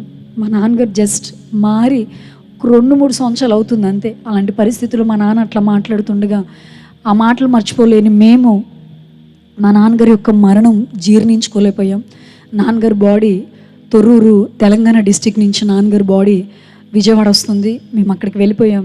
చాలామంది విస్తారమైన ప్రజలు అక్కడికి వచ్చారు. ఎంతమంది ప్రజలు నాన్నగారి బాడీ అట్లా తీసుకెళ్లారంటే, చాలా పెద్ద ఐసర్ వ్యాన్లో ఒక పెళ్ళికి తీసుకెళ్తున్నట్టుగా పెద్ద రథం తీసుకువెళ్ళినట్టుగానే నాన్నగారిని తీసుకెళ్లారండి. చాలామంది నాన్నగారు ఎంతమందిని మార్చుకున్నారంటే, ప్రభువులోకి రక్షణకు వచ్చేసిన తర్వాత ముస్లిమ్స్ని మార్చుకున్నాడండి మా నాన్నగారు. వాళ్ళ ఒక ముగ్గురు, మా అక్క, వాళ్ళిద్దరు అక్కల్ని, చెల్లెల్ని, తర్వాత వాళ్ళ యొక్క తమ్ముని, మరదల్ని, వీళ్ళ చాలామందిని మా నాన్నగారు కేవలం మా నాన్నగారు చెప్పిన మాటలకి మార్చబడ్డారండి ప్రభు ఇచ్చిన కృపను బట్టి. అట్లా చాలామంది ప్రభువులోకి మార్చబడ్డారు. నాన్నగారి సమాధి కార్యక్రమం అయిపోయింది. నేను ఇంక ఆత్కూరులో ఇంక విజయవాడ దగ్గర ఉండలేక నేను ఇక్కడికి వచ్చేసాను. ఎక్కడికనంటే కొవ్వూరు వచ్చేసాను. వచ్చేసిన తర్వాత నేను అక్కడ కూడా ఉండలేకపోతున్నాను. తిరిగి నేను ఏజెన్సీ వెళ్ళిపోతానమ్మా, ప్లీజ్ నన్ను పంపించండి అంటే అప్పుడు సునీల్ గారు నన్ను తీసుకుని ఏజెన్సీ వెళ్ళిపోయారండి. వెళ్ళిపోయిన తర్వాత సునీల్ గారి దగ్గరికి నేను వెళ్ళిన తర్వాత సునీల్ గారు మేము పడుకున్న, అసలు నాకు అప్పటికీ అక్కడ సరైన మంచం కూడా లేదండి. అక్కడ ఏమీ ఉండడానికి ఉండదు కాబట్టి చిన్న మంచం, దాని మీద పడుకునేదాన్ని నేను. మా ఇల్లు కొంచెం అప్ అండ్ డౌన్లుగా ఉంటుందండి. అయితే చర్చిలో చిన్న మంచం వేస్తే ఆ చర్చిలో నేను పడుకుంటూ ఉండేదాన్ని. చూస్తుండగా నాకు నెలలు నిండిపోయినాయి. అమ్మ అంది, బాబు సొమ్మకి 9వ నెల వచ్చేసింది బాబు, డెలివరీ డేట్ దగ్గర పడిపోయింది, వెళ్ళిపోదాం కొవ్వూరు అంటే, సరే అత్తయ్య బట్టలు సదిరండి, రేపే నేను తీసుకెళ్ళిపోతానంటే సర్లే అని చెప్పి బట్టలు సదిరేశారండి. సదిరేసిన తర్వాత ఇంకా అర్ధరాత్రి సమయంలో 2 గంటలకి నేను బయటికి లేచానండి. లెగిసి వాష్రూమ్కి వెళ్ళాను. వెళ్ళి వచ్చిన తర్వాత నేను మంచం మీద పడుకున్నానండి. ఏం జరిగిందో నాకు తెలీదు. తర్వాత వాళ్ళు చెప్పారు, నాకు సడన్గా ఫీడ్స్ వచ్చిందండి. గర్భంలోనే ఫీడ్స్ వచ్చేసింది. అందులో గురకవాతం వచ్చింది. 100 మందిలో ఒక్కడికి వస్తుందంటే ఈ గురకవాతం. అట్లా వచ్చిన తర్వాత నాకు కాళ్ళు చేతులు కొట్టేసుకున్నాను. అందులో మోషన్ అయిపోయింది. సునీల్ గారికి అమ్మకి ఏం చేయాలో అర్థం కావట్లేదు. అర్ధరాత్రులు ఎవరిని పిలవాలో అర్థం కావట్లా. నన్ను వెంటనే కారులో ఎక్కించి రంపచోడవరం హాస్పిటల్కి తీసుకెళ్ళగానే వాళ్ళు అన్నారు, ఈ అమ్మాయి పరిస్థితి చాలా సీరియస్గా ఉందండి, గవర్నమెంట్ రాజమండ్రి హాస్పిటల్కి తీసుకెళ్ళిపోయాడంటే వాళ్ళే అంబులెన్స్లో నన్ను గవర్నమెంట్ హాస్పిటల్కి పంపించారండి. అక్కడికి తీసుకెళ్ళిన తర్వాత అమ్మోళ్ళు వచ్చారు. అప్పుడు వాళ్ళు చూశారు. ఆ రోజంతా అక్కడ ఉంచి నన్ను, ఈ అమ్మాయి బీపీ కంట్రోల్ అవ్వట్లేదండి, కాకినాడ గవర్నమెంట్ హాస్పిటల్కి తీసుకెళ్ళిపోండి అంటే అంబులెన్స్లో నన్ను మళ్ళీ కాకినాడ గవర్నమెంట్ హాస్పిటల్కి తీసుకెళ్లారు. అసలు నన్ను అంబులెన్స్ బయటికి తీయలేదండి. వాళ్ళు తీయకుండా ఏంటి కేసు అంటున్నారు, ఎట్లా అండి ఇదండి అని అంటే, ఈ కేసులు మేము తీసుకోమండి, తిరిగి వెనక్కి తీసుకెళ్ళిపోండి, చాలా సీరియస్, చెప్పలేం బతికిద్దో లేదో అని చెప్పి అనేసరికి అమ్మ వీళ్ళందరూ కాళ్ళ పడ్డారండి. వాళ్ళు అసలు జాయిన్ చేసుకొని అంటున్నారు. ఈలోపు మా మావయ్య అక్కడే ఉన్నారు. సునీల్ గారు ఫోన్ చేస్తే మావయ్య వస్తే రికమెండేషన్ చేస్తే అప్పుడు డాక్టర్లు తీసుకున్నారండి. సునీల్ గారితో సైన్ చేశారు. సైన్ చేయండి, ఎందుకంటే బేబీ అయినా బతికిద్ది, తల్లి అయినా బతికిద్ది, ఇద్దరు ఎవరో ఒకరు చనిపోతారని చెప్పేసరికి సర్లే అని చెప్పి సునీల్ గారు సైన్ చేసి, నాకు బాగా గుర్తుందండి ఆయన చెప్పిన మాటలు. ఆ హాస్పిటల్ దగ్గర ఒక చెట్టు ఉంటే ఆ చెట్టు దగ్గరికి వెళ్ళిపోయి చాలా గట్టిగా ఏడ్చుకుంటా, తండ్రి మీ చిత్తమైతే నాకు పిల్లలు లేకపోయినా పర్లేదు యేసయ్య, సుమన్ నాకు సేవలో గొప్ప పరిచారకురాలుగా ఇచ్చో, ప్లీజ్ తండ్రి తను బతికించండి అని చెప్పి సునీల్ గారు అడుగుతున్నారు. ఇట్లా అడుగుతున్న తర్వాత అనుకోకుండా ఇట్లాగా నాకు సాయంత్రం నార్మల్ డెలివరీ అయిందండి. 3 కేజీల పాప చనిపోయి పుట్టిందండి. నాకు పుట్టిన పాపని వెంటనే అమ్మ వాళ్ళ చేతులకి ఇచ్చారు. ఇలాగా అమ్మ అక్కడే ఉన్నారు. అమ్మ వాళ్ళ చేతికి వీళ్ళందరికీ ఇచ్చారు. అయిపోయిన తర్వాత తిరిగి నన్ను ఇంటికి పంపించేశారు. ఇంటికి వెళ్ళక ముందు నాకు బీపీ కంట్రోల్ అవ్వట్లేదని మళ్ళీ హాస్పిటల్కి పంపించారు. వీళ్ళందరూ వెళ్ళిపోయారు. 2 డేస్ నాకు 2 రోజులు నాకు కళ్ళు కూడా కనిపించలేదండి. ఎందుకంటే వాళ్ళు ఇచ్చిన పవర్ ఇంజెక్షన్స్ నాకు అసలు కళ్ళు కనిపించలేని పరిస్థితిలోకి వెళ్ళిపోయాను. అలాంటి పరిస్థితుల్లో నేను అక్కడి నుంచి 3 నెలల్లో అమ్మ దగ్గర అత్తయ్య దగ్గర ఉన్న తర్వాత మళ్ళీ తిరిగి ఏజెన్సీ వెళ్ళిపోయాను. 2019లో మళ్ళీ నేను ప్రెగ్నెంట్తో ఉన్నాను. సునీల్ గారు అన్నారు, సుమ్మ ఇక్కడి నుంచి వెళ్ళిపో సుమ్మ, అత్తయ్య దగ్గరికి వెళ్ళిపో సుమ్మ అని చెప్పి అన్నారు. సర్లే అని చెప్పి నేను మళ్ళీ తిరిగి 2వ సారి ప్రెగ్నెంట్తో ఉన్నప్పుడు అమ్మ దగ్గరికి వచ్చేసానండి. మా నాన్నగారు లేకపోయినా మా అన్న నిజంగా నన్ను ఒక గాజు బొమ్మలాగే చూశారండి. వాళ్ళు చాలా మంచి హాస్పిటల్లో జాయిన్ చేసి చాలా ట్రీట్మెంట్ ఇస్తూ అన్ని మెడిసిన్స్ అన్నీ నాకు బాగా చూసుకుంటూ ఉండేవారు, ఫుడ్ విషయంలో అన్నీ కూడా. అట్లా సునీల్ గారు వస్తూ వెళుతూ ఉండేవారు. 2020 మార్చ్ 4వ తారీఖు 4-5 తారీఖులు నాకు డెలివరీ డేట్ ఇచ్చారండి. అయితే సునీల్ గారు ఆదివారం ఆరాధనలు చేసుకుని నా దగ్గరికి వచ్చేసారు. సుమ ఎట్లా ఉంది అని అంటే అప్పుడు ఆయనతో చెప్పాను, ఏమండి కడుపు అంతా నొప్పి వచ్చేస్తుంది, రేపే డాక్టర్ దగ్గరికి వెళ్ళి ఆపరేషన్ చేసి బేబీని తీయమని చెప్దామని అంటే, సరే సుమ అలాగే చేద్దామని చెప్పన్నారు. ఆ రోజు పడుకున్నాము. ప్రేయర్ చేసుకొని పడుకున్న తర్వాత తెల్లవారుతుండగా నాకు నొప్పులు స్టార్ట్ అయినాయండి. నొప్పులు స్టార్ట్ అవుతుండగా లెగిచాను. చాలా ఏడ్చేస్తున్నాను. ఏంటి సుమ అంటే ఇట్లా అవుతుందండి, నాకు నొప్పులు వచ్చేస్తాయి అంటే ఆయన వెంటనే నా వైపు చూసి అన్నారు, సుమ నీకు బాబు పుడతాడు సుమ, వాడు నేను ముందు నేనే ఎత్తుకుంటాను సుమ అని చెప్పి మాట్లాడుతుంటే, అలాగైపోయిన తర్వాత నన్ను కారులో ఎక్కించారండి. ఎక్కించిన తర్వాత రాజమండ్రి బ్రిడ్జి కిందే ఉంటుంది శ్రీనివాస హాస్పిటల్, అక్కడ తీసుకెళ్లారు. డాక్టర్ చూడంగానే పొట్ట మీద చెకప్ చేశారు. చేసిన తర్వాత ఏమీ తెలియట్లేదండి, బయట సిటీ స్కానింగ్ పెద్ద స్కానింగ్ సెంటర్కి తీసుకెళ్ళని అన్నారు. వాళ్ళు కూడా చేసేసి రిపోర్ట్స్ ఇచ్చేసారండి. రిపోర్ట్స్ ఇచ్చిన తర్వాత వాళ్ళు అంటున్నారు, ఏమీ చెప్పలేమండి అని చెప్పి లోపల బేబీ కదలికలు ఇవ్వండి అని చెప్పేసి రిపోర్ట్స్ ఇచ్చేసారండి. ఇచ్చేసరికి ఆ రిపోర్ట్స్ తీసుకొని సునీల్ గారు డాక్టర్ దగ్గరికి వచ్చేసారు. వచ్చి వెంటనే డాక్టర్ గారికి ఆ రిపోర్ట్స్ ఇచ్చారండి. ఇచ్చిన తర్వాత వెంటనే ఆవిడ చూసి అన్నీ చూసి చెకప్ చేసి, సారీ సునీల్ గారు, లోపల బేబీ చచ్చిపోయిందండి, చచ్చిపోయి క్రాస్గా తిరిగిపోయిందండి, అయితే క్రాస్గా తిరిగిపోయింది కాబట్టి ఈ అమ్మాయికి నార్మల్ అవ్వదండి, పెద్ద ఆపరేషన్ చేసి బేబీని బయటికి తీసేయాలని అన్నారు. అన్న తర్వాత అమ్మ వీళ్ళందరూ అక్కడే ఉన్నారండి. నేను అట్లా నిలబడిపోయి ఉన్నాను.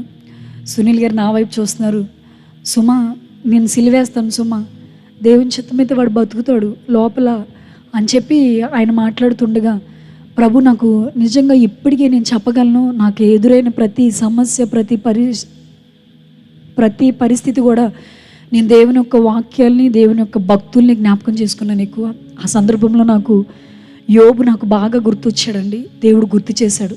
దేవుడు అంటున్నాడు నాతో, నా యోబుని చూసావా, 10 మంది పిల్లలు ఒక్కరోజు చచ్చిపోయిన గడి ఎక్కడ నన్ను దూషించలేదు అని చెప్పి మాట్లాడుతుండగా నేను అప్పుడు అనుకున్నాను, అయ్యా నేను అసలు నేనేమన్నాయా, ఏది ఇచ్చినా నీ చిత్తమే తండ్రి అని చెప్పి అంటూ సునీల్ గారు చెప్పాను, ఏమండి యోబుని జ్ఞాపకం చేసుకుందామా, 10 మంది పిల్లలు ఒక్కరోజు చనిపోయినా మన పిల్లలు పర్లేదండి, ఇంకా గ్యాప్ వచ్చింది కదండి అని చెప్పి చెప్తుండే. ఇట్లా అయిపోయిన తర్వాత నన్ను డెలివరీ రూమ్కి తీసుకువెళ్ళారండి. తీసుకువెళ్ళిన తర్వాత పెద్ద ఆపరేషన్ చేశారు. బాబే పుట్టాడండి, వాడు చనిపోయాడు. అయితే పేగు 2 సార్లు హార్ట్ దగ్గర, గుండె దగ్గర ముడేసుకోవడం వల్ల 2 ముళ్ళు ఇట్లా రివర్స్ తిప్పుకోవడం వల్ల ఊపిరి ఆడక చనిపోయాడండి వాడు, డాక్టర్లు చెప్పారు. అది చెప్పిన తర్వాత ఇంకా అయిపోయింది, కుట్లన్నీ వేసేసారు. 9 రోజులు నేను హాస్పిటల్లో ఉన్నాను. నేను ఎంత తల్లి వేదన భరించానంటే, నా పక్క బెడ్లో పిల్లలు ఏడుస్తున్నారు, నా బెడ్ దగ్గరకు వచ్చేసరికి ఎవరు లేరు. కానీ అవి నేను మర్చిపోలేని సంఘటనలు. అలాంటి పరిస్థితుల్లో సునీల్ గారే నా పక్కన ఉంటూ నా కోసం ప్రార్థన చేస్తూనే ఉండేవారు. నేను ఇంక దేవుణ్ణి జ్ఞాపకం చేసుకున్నాను, తట్టుకోగలిగిన మనసు వేసయ్యా అని చెప్పి నేను అడుగుతున్నాను. ఒక పక్కన కుట్లు నొప్పులు, ఒక పక్కన పిల్లలు లేని పరిస్థితి. తిరిగి ఇంటికి వచ్చేసాను. 9 రోజులు అయిపోయిన తర్వాత మా అమ్మ పిచ్చిదానిలాగా అయిపోయిందండి. పిచ్చిదానిలా అంటే మా అమ్మ ఏం మాట్లాడుతుందో అర్థం కావట్లేదండి. మెంటల్గా మా అమ్మ డిస్టర్బ్ అయిపోయారు. హాస్పిటల్కి వెళ్ళి చూపిస్తాం, మా అమ్మకి ఏలూరులో వెళ్ళి చూపిస్తే నరాలు వాసిపోతున్నాయి తల్లో. మా అమ్మకి చెప్పిన సమాధానం ఏంటంటే, మీ అమ్మగారికి తల్లో నరాలు వాసిపోతున్నాయండి, భయంకరమైన సంఘటనలు ఏమన్నా చెప్తే మీ అమ్మ పిచ్చిదైపోతుంది, మైండ్ కోల్పోతారు మీ అమ్మ అని చెప్పి మా అమ్మ కోసం చెప్పారండి. చెప్పేసరికి నాకు అసలు ఇంకా మేము కట్లో ఉండిపోయాం. ఇంటికి వచ్చిన తర్వాత నన్ను నేనే ధైర్యపరచుకోవాలా, నా తల్లిని ధైర్యపరచుకోవాలా. ఓ పక్కన మా వీధులు అందరూ వచ్చేసారండి. దేవుడు నీకు ఎంత అన్యాయం చేశాడు మాట్లాడుతున్నాడు. ఎందుకో తెలియదు, ఆ రోజు నా దేవుడు నా మనసులో ఉంచిన మాట, నా దేవుడు నాకు అన్యాయం చేయాల, నా దేవుడు నాకు మంచే చేశాడు, అన్యాయం చేశాడని నేను అసలు నా దేవుడు అన్నివ్వడు అని చెప్పి మాట్లాడుతూ తిరిగి నా కోసం మాట్లాడదామన్న వచ్చిన వాళ్ళకే నేను తిరిగి వాళ్ళకి చెప్పి పంపించేసాను ఇంటికి. వాళ్ళు వెళ్ళిపోయారు. అలా అయిపోయిన తర్వాత తిరిగి నేను మళ్ళీ ఏజెన్సీ వెళ్ళిపోయానండి. 3 నెలలు గడిచిన తర్వాత కరోనా టైం మీకు గుర్తుంది బాగా, 2019-20లో కరోనా మన దేశాన్ని అతలాకుతలం చేసిన సందర్భాలు. ఇలాంటి సందర్భాల్లో నేను వచ్చేసానండి. వచ్చేసిన తర్వాత సునీల్ గారు నాతో అన్నారు, సుమా మనకి అక్టోబర్ మీటింగ్స్ వస్తున్నాయి, సభలు పెట్టాలి సుమా అని చెప్పి అన్నారు. సరే అండి పెడదామని చెప్పి అన్నాను. అయితే నేను ఆగస్టు నెలాఖరులో వెళ్ళానండి అక్కడికి. సెప్టెంబర్లో పెడదామని చెప్పారు ఆయన. సరే అని చెప్పి అన్నాను. అయితే నేను చెప్పాను కదండి, మాకు కరెంటు పోతే కరెంటు రాదండి, చాలా కష్టం కరెంటు ఉండడం అనేది. చెప్పాను కదా, మొన్నే 5 రోజుల వరకు కరెంట్ లేదు అక్కడ. ఎట్లా ఉంటాం అనేది ఇంకా అది దేవుని చిత్తం, దేవుని ఏర్పాటు అక్కడ. అలాంటి పరిస్థితుల్లో ఇక మాకు సంఘానికి ఇద్దరు విశ్వాసులు, వాళ్ళిద్దరు ఏం చేశారంటే, అయ్యగారు ఇలా మీటింగ్స్ పెడుతుంటే ఇబ్బంది అయిపోతుందని చెప్పి 2,50,000 పెట్టి 40కి పెద్ద జనరేటర్ సంఘానికి కొనిచ్చారండి. అయ్యగారు మీరు దీంతో నడిపించండి అని వాళ్ళు గోల్డ్ తాకడ పెట్టి తీసుకొచ్చి ఇచ్చారండి. అయితే అది పెట్టవలసిన ప్లేస్లో పెట్టడం కారణం వల్ల, మాకు అక్కడ ప్లేస్ లేని కారణం వల్ల లోపల వైరింగ్ అంతా కాలిపోయిందండి. కాలిపోయేసరికి సుమా మరి జనరేటర్ పాడైపోయింది సుమా, మన ఊరు నుంచి మేము ఏదైనా బాగు చేయించాలంటే 70 కిలోమీటర్లు, మేము బయట సిగ్నల్కి రావాలంటే ఇటు 20 కిలోమీటర్లు, ఇటు 30 కిలోమీటర్లు బయటికి రావాలండి. ఏదైనా సరే సూది కూడా దొరకదు అక్కడ. ఇప్పుడు కూడా పరిస్థితులు అట్లాగే ఉన్నాయి, అక్కడ పరిస్థితులు. అలాంటి సందర్భంలో సరే అని చెప్పి అన్నాను. అయితే సెప్టెంబర్ 7వ తారీఖున రాత్రి నా జీవితంలో మరి ఎప్పటికీ నేను మర్చిపోలేని సంఘటన అవి. అయితే కరెంటు పోయింది. ఒక క్యాండిల్ పెట్టుకొని నేను భోజనం చేస్తున్నాము, సునీల్ గారు భోజనం చేస్తున్నారు. నా వైపు చూస్తే ఇలా మాట్లాడుతున్నారు, సుమా సేవలో నాతో ఉంటాను అని చెప్పి గుర్తుందా అన్నారు. అవునండి అని చెప్తూ, సుమా ఎప్పుడు ఈ ప్రాంతాలను వదిలేసి వెళ్ళను అని చెప్పి గుర్తుందా అని అన్నారు. అయ్యో గుర్తుందండి, ఇప్పుడు ఎందుకండి అవన్నీ అడుగుతున్నానంటే, ఏం లేదమ్మా నాకు గుర్తు చేయాలనిపిస్తున్నాను అంటూ నా వైపు చూస్తూ అన్నారు. సుమా సంఘంలో ఎవరిని దూరం చేసుకోవద్దే అని చెప్తూ ఆయన అన్నారు, సుమా సంఘాన్ని ప్రేమతో ప్రేమించు, ప్రేమనే కోసుకుంటూ ఆ ప్రేమ యొక్క ఫలితాలు నువ్వు చూస్తావు సుమా అని చెప్తున్నారు. తప్పకుండా చేస్తానండి. కానీ ఎందుకండి ఇప్పుడు ఇలాంటి సందర్భంలో ఎందుకు ఇవి మాట్లాడుతున్నానంటే నాకు చెప్పాలనిపిస్తుందమ్మా అని అన్నారు. అలా భయంగా ఉందండి, మీరు అట్లా మాట్లాడకండి అని చెప్పి నేను అంటూనున్నాను. అయిపోయింది, భోంచేసేసాం, పడుకుందాం అనేసరికి సుమ నాకు చర్చిలో పడుకోవాలనిపిస్తుంది అన్నారండి. సర్లే అని చెప్పి చర్చిలోకి వెళ్ళాం. చర్చిలోకి వెళ్ళి పడుకున్నామండి. పడుకున్న తర్వాత తెల్లవారిపోయింది. నాకన్నా చాలా స్పీడ్గా ఆయనే ముందు లెగుస్తారండి, తర్వాత నన్ను లేపుతారు. అయితే అక్కడికి వెళ్ళిన తర్వాత ఆయన లెగిశారు. లెగిసిన తర్వాత స్నానం చేసేసారు. సుమ లే కాఫీ పెట్టన్నారండి. లేసాను, కాఫీ పెట్టి మొత్తం ఆయనకి ఇవ్వాల్సినవి ఇచ్చేసాను. అయితే ట్రాక్టర్ బాడీకి జనరేటర్ తగిలిచ్చారండి. సంఘంలో ఇద్దరు విశ్వాసులు యవనస్తుల్ని, సన్నీ అంత పిల్లల్ని యవనస్తుల్ని, వాళ్ళిద్దరిని తీసుకున్నారు. తీసుకున్న తర్వాత అన్నీ రెడీ చేసేసుకున్నారు. చేసుకొని సుమ బయలుదేరి వెళ్తాను సుమ అని చెప్పన్నారు. సరేనండి అన్నాను. అన్న తర్వాత ఎప్పుడు వస్తారండి అంటే మధ్యాహ్నం 1 గంట 2 తిరిగి ఇంటికి వచ్చేస్తానమ్మా, భోజనం వండేసే, వీళ్ళిద్దరు కూడా వండేసే అని చెప్పారండి. అప్పుడు నేను ఒక్కదాన్నే ఉన్నాను ఇంటి దగ్గర, నా దగ్గర ఎవరు లేరు కూడా. ఇల్లు కూడా కొంచెం మాకు మరీ దగ్గరగా ఉండవు. అసలు వాళ్ళు మామూలప్పుడే ఇంట్లోంచి బయటికి రారు. ఇక్కడ తోటల్లో అట్లా ఎవరి ఇళ్ళలో అలా ఉన్నట్టుగా ఉంటారన్నమాట. అప్పుడు నేను ఒక్కదాన్నే ఉన్నాను. వెళ్ళిపోయారు. వెళ్ళిపోయిన తర్వాత జనరేటర్ 2 రోజులు పోయిన తర్వాత రమ్మని చెప్పారు. ట్రాక్టర్ తీసుకుని వచ్చేస్తున్నారండి సునీల్ గారు, ఇద్దరు అబ్బాయిలను ఎక్కించుకొని వచ్చేస్తుండగా మా ఊరికి ఇంకా 10 కిలోమీటర్లు నా దగ్గరికి వచ్చేస్తారు అనగా నేను అప్పుడే ఇంట్లో వంట చేసేసి నేను మా ఇల్లు ఇలా రోడ్డు పక్కన ఉంటుందండి, మెట్ల మీద కూర్చున్నాను. ఇంకా రావట్లేదు ఏంటని చూస్తున్నాను నేను. ఈలోపు ఒక అబ్బాయి బండి వేసుకొని వర్షంలో తడుచుకుంటూ వచ్చాడండి. వచ్చిన తర్వాత అమ్మగారు అని పిలిచారు. అప్పుడే నేను లోపలికి వెళ్ళానండి. వచ్చాను బయటికి, ఎవరినన్నా ఏంటి అని అంటే అప్పుడు వెంటనే అతను నా దగ్గరికి వచ్చేసి అమ్మగారు మరే సునీలయ్య గారు వస్తున్న ట్రాక్టరు లోయలో పడిపోయిందండి అని చెప్పాడు. అనేసరికి నేనేం మాట్లాడాలి, లోయలోన ఎక్కడ నాన్న, ఎవరి ట్రాక్టర్ అసలు, నువ్వేం మాట్లాడుతున్నావు అంటే సునీల్ అయ్య గారు అమ్మగారు నాకు బాగా తెలుసండి, అయ్యగారు ట్రాక్టరేనండి, మన ఊరు చివరి 10 కిలోమీటర్లో లోయలో తిరగబడిపోయింది అమ్మగారు, ఇద్దరు అబ్బాయిలు మాత్రం బయట కూర్చొని ఏడుస్తున్నారండి, సునీల్ అయ్య గారు కనబడట్లేదు అంటండి అన్నాడండి. అనేసి ఆ విషయం చెప్పేసి వెళ్ళిపోయాడండి. నాకేం చేయాలో అర్థం కావట్లేదు. ఫోన్ సిగ్నల్సా లేవు. రోడ్డు మీదకి వచ్చేసాను. ఏం చెప్పాలో అసలు ఎవరిని పిలుద్దామో అర్థం కావట్లేదు. ఎవరిని కబురు పెడదామన్నా చాలామందిని పిలిచాను. ఆ టైంలో అక్కడ ఎవరు లేరు, యవనస్తులు మాత్రమే నా దగ్గర ఉన్నారు. అయితే ఒక ఆటో వచ్చినప్పుడు నేను అడిగిన తర్వాత అన్న పలానా చోట యాక్సిడెంట్ అయింది, ప్లీజ్ నన్ను అక్కడికి తీసుకెళ్ళనంటే వాళ్ళు నన్ను ఎక్కించుకున్న తర్వాత నేను ఒక 3 కిలోమీటర్లు ఎదరికి వెళ్ళానండి. ఎదరికి వెళ్ళంగానే మా సంఘంలో కృపన్న అని చెప్పి అన్న వచ్చారండి. అన్న అవతారం చూస్తేనే నాకు కొంచెం భయం వేసింది. అన్న వచ్చేసరికి ఆటో ఆపేశాడు. నేను దిగేసి వెంటనే, నాకు అక్కడ అన్నయ్య తప్ప ఇంకెవరు లేరండి. ఎందుకంటే ఏదన్నా కావాలన్నా అన్నయ్య తీసుకొస్తాడండి. నాకు మంచినీళ్ళు కావాలని, ఎందుకంటే మినరల్ వాటర్ తెచ్చుకోవాలన్నా మేము బయటికి వెళ్ళాలి, 30 కిలోమీటర్లు, ఇటు 20 కిలోమీటర్లు. అన్నయ్య నాకు ప్రతిదీ తెచ్చి పెడతారు, ఏదన్నా నేను అన్నయ్యకి చెప్తాను. వెంటనే వచ్చేసాడు. అన్న ఏమైందన్న, సునీల్ గారు బాగానే ఉన్నారు కదన్నా అని అనేసరికి వెంటనే ఆయన నా వైపు చూసి సునీల్ అయ్య గారు మనకి లేరు అమ్మగారు అని చెప్పి అన్నారండి. అనేసరికి నాకు ఒక్కసారిగా ఏం మాట్లాడాలో అర్థం కావలేదు. వెంటనే రోడ్డు మీద పడిపోయాను. అమ్మ అన్న మాట కూడా రాలా. ఏసయ్యా అని చెప్పి గట్టిగా అరిచేసుకున్నాను. అరిచేసుకున్న తర్వాత ఏంటి నా పరిస్థితి నాకేం అర్థం కావట్లేదు. ఆటోలో నన్ను ఎక్కించుకున్నారు. అన్న ఆ ప్లేస్కి నన్ను తీసుకెళ్ళండి అన్న, త్వరగా ప్లీజ్ అన్న నన్ను తీసుకెళ్ళండి అని చెప్పి నేను అడుగుతున్న తర్వాత ఆ ప్లేస్కి నన్ను తీసుకువెళ్ళారండి. తీసుకువెళ్ళిన తర్వాత ట్రాక్టర్ తిరగబడిపోయి ఉంది. ఒకడైతే పక్కన కూర్చున్నారు, వాడికి దుప్పటి చుట్టారండి. అప్పటికే 2 టవల్ బ్లడ్ తడిచిపోయి పక్కన పడేసి ఉన్నాయి. వాడైతే పగిలిపోయింది. ఇంకొకడైతే కాలు చేయి విరిగిపోయి పక్కన పడి ఉన్నాడండి. ట్రాక్టర్ మాత్రం తిరగబడిపోయి ఉంది. వెళ్ళి చూస్తున్నాను, ట్రాక్టర్ మొత్తం తిరిగి చూసాను, ఎక్కడ కనిపించట్లేదు. ఇంకా లోపలికి కొంచెం ఎదరికెళ్ళేసరికి ట్రాక్టర్ తిరగబడిపోయిందండి. కింద సునీల్ గారి చెయ్యి ఒక్కటే ఇట్లా బయటికి కనిపిస్తుందండి. వెంటనే నేను అసలు ఏం తట్టుకోలేకపోయాను. అన్న ఆయన బతికే ఉంటాడన్న, కొంచెం అన్న ఊపిరి ఉంటుందన్న, లాగండి అన్నాను. ఎంతమంది ఉన్నారు, ఒక్కరు కూడా లాగలేకపోతున్నారు ఏంటన్నా, తీయండి అన్న ఆయన్ని ప్లీజ్ అన్న అని చెప్పి నేను అడుగుతూనే ఉన్నానండి. అప్పుడు అక్కడ ఉన్న వాళ్ళందరూ అన్నారు, అమ్మగారు 50 మంది కర్రలు పెట్టి పైకి లేపాం కానీ బాడీని బయటికి లాగలేకపోతున్నామండి అని చెప్పారు. అన్న తర్వాత ఈలోపు క్రొక్లేని ఫోన్ చేశారండి. అక్కడ ఉన్న కూర్చున్న పిల్లలు నేను అడిగానండి, ఏం జరిగింది చిన్న, ఏంటి అని చెప్పి అడిగితే, వాడికి ఆల్రెడీ బండ మీద పడిపోయి తల పగిలిందండి ఆ పిల్లోడికి. అమ్మగారు ఎదరు చక్రం వెళ్ళిపోయిందండి, వెనకాల కూడా వచ్చేస్తుందని చెప్పి అన్నయ్య ఎదురుకొచ్చేసారండి. ఎదురుకొచ్చేసరికి ఆ నేల కొంచెం డొల్లగా ఉండటం వల్ల ఒక్కసారిగా దిగబడిపోయి ట్రాక్టర్ ఇలా పైకి లేసింది అమ్మగారు.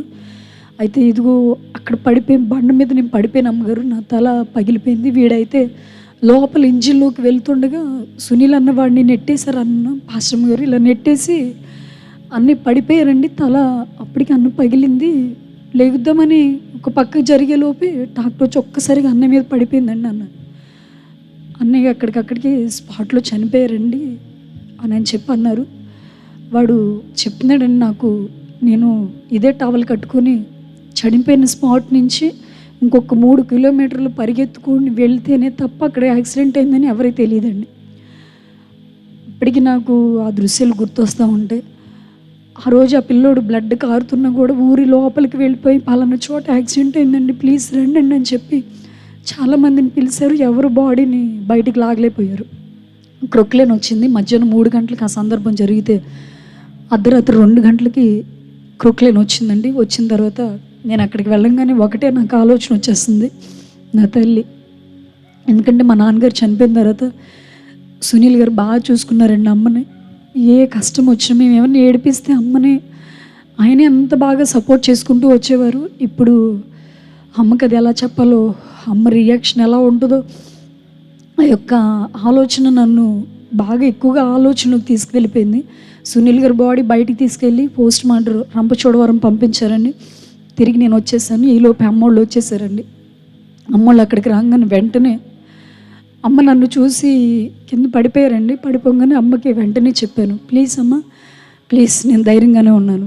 సునీల్ గారు చూడు ఒకసారి, నీకు కనిపిస్తారు, దేవుని రాజ్యంలో ఉన్నారు ఆయన, దేవుని యొక్క కుడి పాంసం దగ్గర కూర్చున్నారమ్మా ఆయన, ప్లీజ్ అమ్మా నువ్వు అట్లా ఉండి నన్ను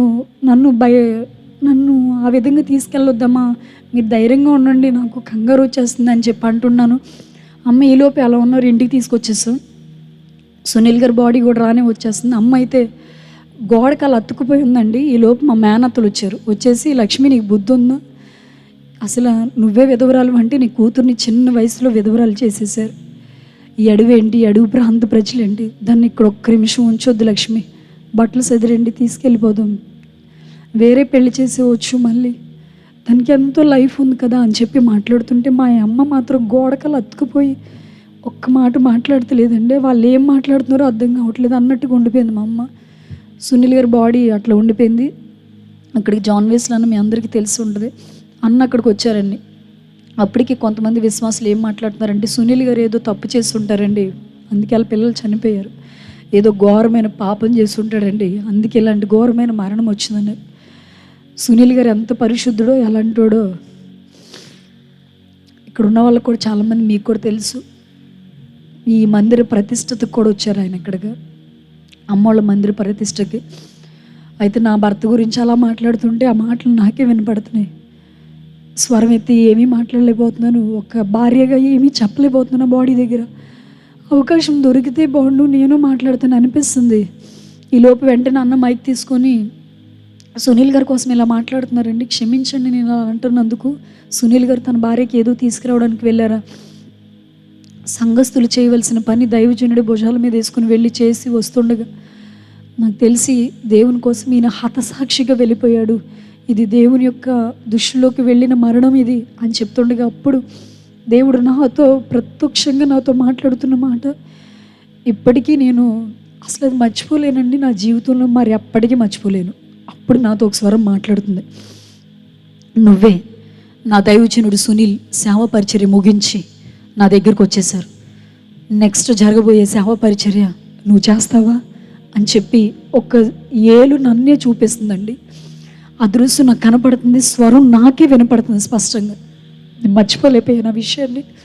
మరి ఎక్కువగా దేవుడికి దగ్గరగా గడిపాను. జస్ట్ నా బాబు చనిపోయి 4 నెలలు అవుతుంది అంతే. బాబు చనిపోయి ఆ పరిస్థితుల్లో నేను ఇంకా దేవుడి దగ్గర అయిపోయిన ఆ స్వరం నేను వినగలిగాను. నా దైవజనుడు ముగించిన సేవ పరిచయం నువ్వు చేస్తానంటే గట్టిగా అరిసి చెప్పాలనిపించింది, యేసయ్య నేను చేస్తాను తండ్రి అని చెప్పి.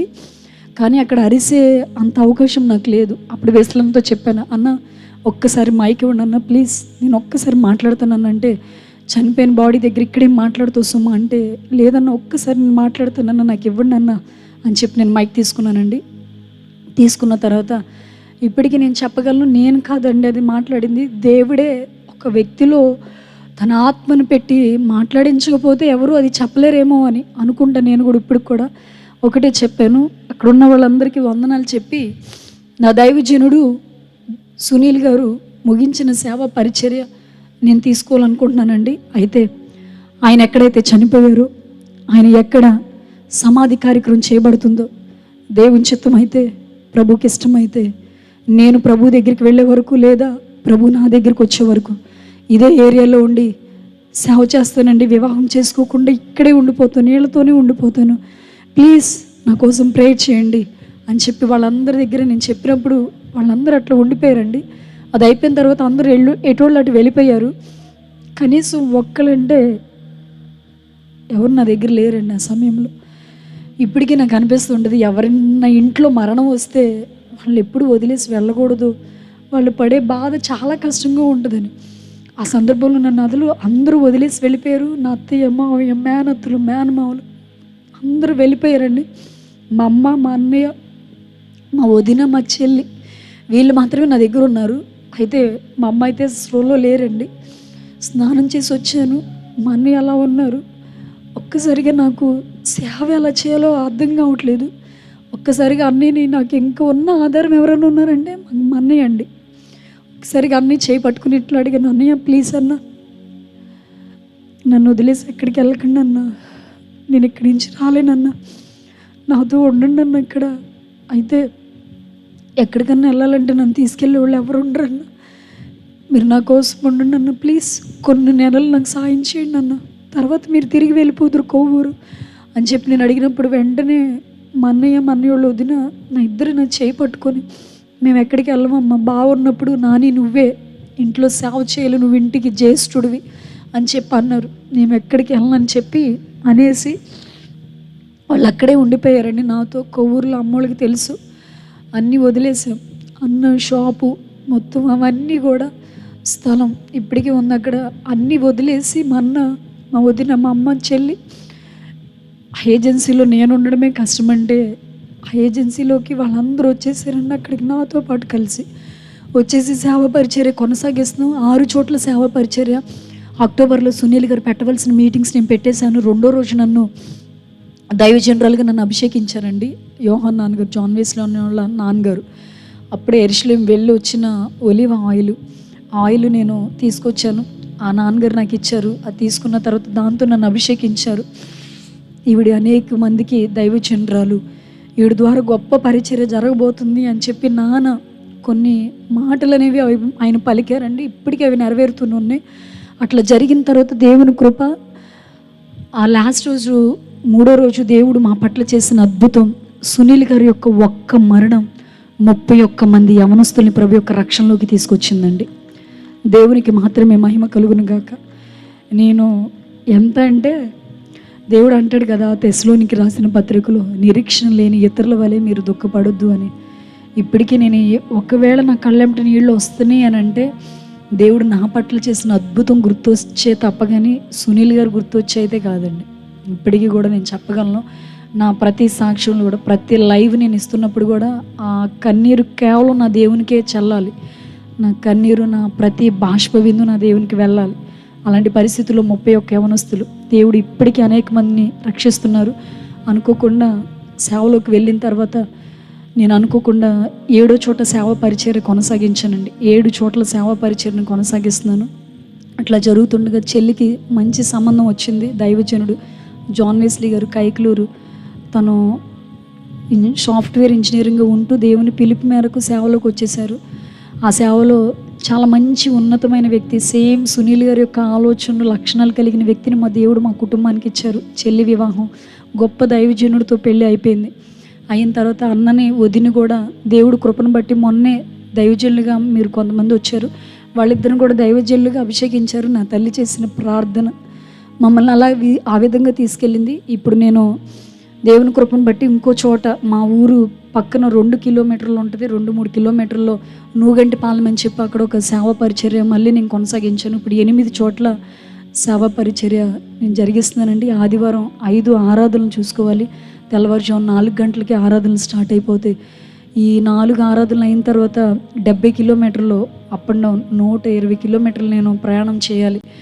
అట్లా దేవుడు ఇప్పటికీ చాలా బలాన్ని ఇస్తూ ఇప్పుడు 8 చోట్ల పరిచర్య చూసుకుంటూ కొన్ని మీటింగ్స్ చూసుకుంటూ దేవుని కృప ఏంటంటే సునీల్ గారి యొక్క మరణం నా వెనకాల సపోర్టుగా నిలబడుతున్న ఎంతోమంది ఆత్మీయ అన్నలే తమ్ముళ్ళని చాలామంది ఎప్పుడైనా సరే నేను వాడిని ఇప్పుడు కూడా నాకే ప్రతిదీ వచ్చినా అరే నువ్వు రావాలి రానని ఒకవేళ సన్నీ గారికి చెప్పిన వెంటనే నా కోసం పరుగులెత్తుకు వచ్చేవాళ్ళు ఎవరైనా ఉన్నారంటే వీళ్ళు తప్ప నా రక్త సంబంధులు అయితే లేరండి. నాకైతే ఆ బంధం దేవుడు చాలా బాగా ఇచ్చాడని నేను చెప్పగలను. ఈరోజు ఇక్కడ నిలబడుతున్న కూర్చొని వింటున్న మీ అందరూ కూడా ఒక దైవజనరల్గా చెప్తున్న మాట, ఈ సభల యొక్క అంతము ముగింపు ఏమై ఉండాలంటే నీ బ్రతుకు ఇప్పుడు వరకు దైవజనుడే ఇందాక మాట్లాడారు, ఇప్పుడు వరకు ఎలా అయిపోయిందో అనవసరం. ఎక్కడి నుంచి అయినా ప్రభు చేతుల్లో పెడితే దేవుడు నిన్ను ఎలా తీసుకెళ్ళాలనుకున్నాడో ఆలోచనలోకి దేవుడు నిన్ను తీసుకెళ్ళిపోతాడు. ఇన్ని మాటలు నేను చెప్తున్నాను కానీ సేవలోకి ఇప్పుడు మొన్న రీసెంట్గా ఒక అమ్మాయి దేవా అని మా చర్చిలో ఉంటుంది, వాళ్ళిద్దరు కూతుళ్ళని అదేమో 5th క్లాస్ అండి చిన్న పాప, ఈ పిల్లకేమో 10th క్లాస్ అయిపోయింది. ఇద్దరు కూతుళ్ళు నా దగ్గర తీసుకొచ్చేసి అమ్మగారు వీళ్ళిద్దరిని మీ సేవకి ఇచ్చేస్తానండి, పెళ్ళి చేయకుండా మీతోనే సేవకు ఉంచేసుకోండి అని చెప్పి తీసుకొచ్చి మా ఇంటికాడ అప్పు చెప్పేశారండి వాళ్ళిద్దరిని. ఇప్పుడు అట్లా ఇంకో పిల్ల మొన్న అభిషేకించారు. అట్లా కొంతమందిని ఇప్పటికీ యవనస్తులు చాలా బలంగా చాలామంది అన్యులు రక్షించబడుతున్నారు. నా యొక్క నెక్స్ట్ టార్గెట్ మారేడుమిల్లి. అక్కడ ఇంకా భయంకరమైన ప్రాంతం, మన ఊరి నుంచే ఇంకా 200 కిలోమీటర్లో నరమాంస భక్షకులు బాగా తిరుగుతున్న ఏరియా అది. అక్కడ నేను వెళ్ళినప్పుడు చాలా ఏడ్చుకున్నాను. ఆ ప్రాంతం చూసినప్పుడు అన్నం కూడా దొరకదండి వాళ్ళకి, అస్సలు అన్నం దొరకదు. అయితే ఒక అమ్మాయికి సువార్త చెప్పడానికి మేము వెళ్ళినప్పుడు యేసయ్య గురించి చెప్తున్నాను. అమ్మాయి 8 మంది పిల్లలకి జన్మనిచ్చింది. హాస్పిటల్ ఉండవు, సబ్బులు దొరకవు, 100 కిలోమీటర్లు బయటికి రావాలి ఏమన్నా దొరకాలంటే వాళ్ళు. అక్కడికి నేను వెళ్తుంటే యేసయ్య గురించి చెప్తుంటే, ఏమంటే యేసయ్య గురించి ఆయనే మార్గం సత్యం జీవం అంటే ఆయన ఎవరో మాకు తెలియదండి, మేము ఎప్పుడు వినలేదండి అని అంది. నాకు చాలా ఏడుపు వచ్చేసింది. ఇంకా ఇలాంటి వాళ్ళు ఉన్నారా తండ్రి, ప్లీజ్ మీ చిత్తం అయితే ఏరియాలకి నేను వచ్చేస్తానయ్యా, నన్ను పంపించండి అని చెప్పి దేవుడు పిలుపు నేను ఇప్పటికే అడుగుతున్నానండి. నేను నెక్స్ట్ అక్కడికి వెళ్ళిపోవాలి. ఆ నెక్స్ట్ పరిచర్య వాళ్ళు చూసుకున్న నేను మారేడుమిల్లి ప్రాంతాలకి బహుశా అక్కడ సిగ్నల్ అసలు ఏమీ కలవు. అసలు 100 కిలోమీటర్ల వరకు వాళ్ళకి ఏం దొరకదండి, తిండి అన్నం దొరకదండి. వాళ్ళు తాగే ఫుడ్డు అసలు నాకు ఏమి వాళ్ళు తెలియక ఆ ఊరోళ్ళ దగ్గరికి వెళ్తే రాగి జావ ఇచ్చారండి, పుల్లటి జావ, ఇంకా చిన్న గ్లాసులు పోసి. దేవుని కృప వాళ్ళతో కలిసిపోయే కృపను దేవుడు నాకు ఇచ్చాడు, ఎలాంటి వాళ్ళు అయినా సరే. అలాగే దేవుని యొక్క పరిచర్య కొనసాగుతుంది. ఈరోజు ఈ మాటలు వింటున్న మీకు ప్లీజ్ ఒక మాట మీకు మరలా గుర్తు చేస్తున్నాను. అదేంటి అని అంటే, ఇప్పుడు వరకు ఈ మాటలు నేను ఎలా చెప్పగలిగానంటే ఒకే ఒక్క మాట, లోకంలో ఉన్నవాడి కన్నా చెప్పాలి మనలో ఉన్నవాడు గొప్పవాడు. ఆ గొప్పవాడే సుమలతగా పిలువబడుతున్న నన్ను నడిపించుకున్నాడు తప్ప, నన్ను నిలబెట్టుకున్నాడు తప్ప ఇక్కడ నేను సామాన్యురాలు దాన్ని నేను దేనికి పనిచేయను. ప్లీజ్ దయచేసి 2 చేతులు జోడించి అడుగుతున్నాను. దేవుని యొక్క వాక్యానికి, దేవుని యొక్క ఆత్మీయ స్థితికి, సేవకులకి, దైవజనులకి ప్లీజ్ చెప్తున్నాను రెండోసారి, దైవజనులుగా మీ అక్కగానో చెల్లిగానో లేకపోతే మీ కూతురుగానో 2 చేతులు జోడించి చెప్తున్నాను. దేనికి దూరం కాకుండా ప్రభుకి దగ్గరగా ఉండండి. నిశ్చయంగా దేవుడు మిమ్మల్ని అందరినీ దీవిస్తాడు. అట్టి కృప దేవుడు మనందరికీ నడిపించి ఇచ్చునుగాక. ఆమేన్. ఒక్కసారి లేచి నిలబడదామా? చిన్న ప్రార్థన చేసుకుని ఈ సమయం నేను సన్యాకి ఇచ్చేస్తాను.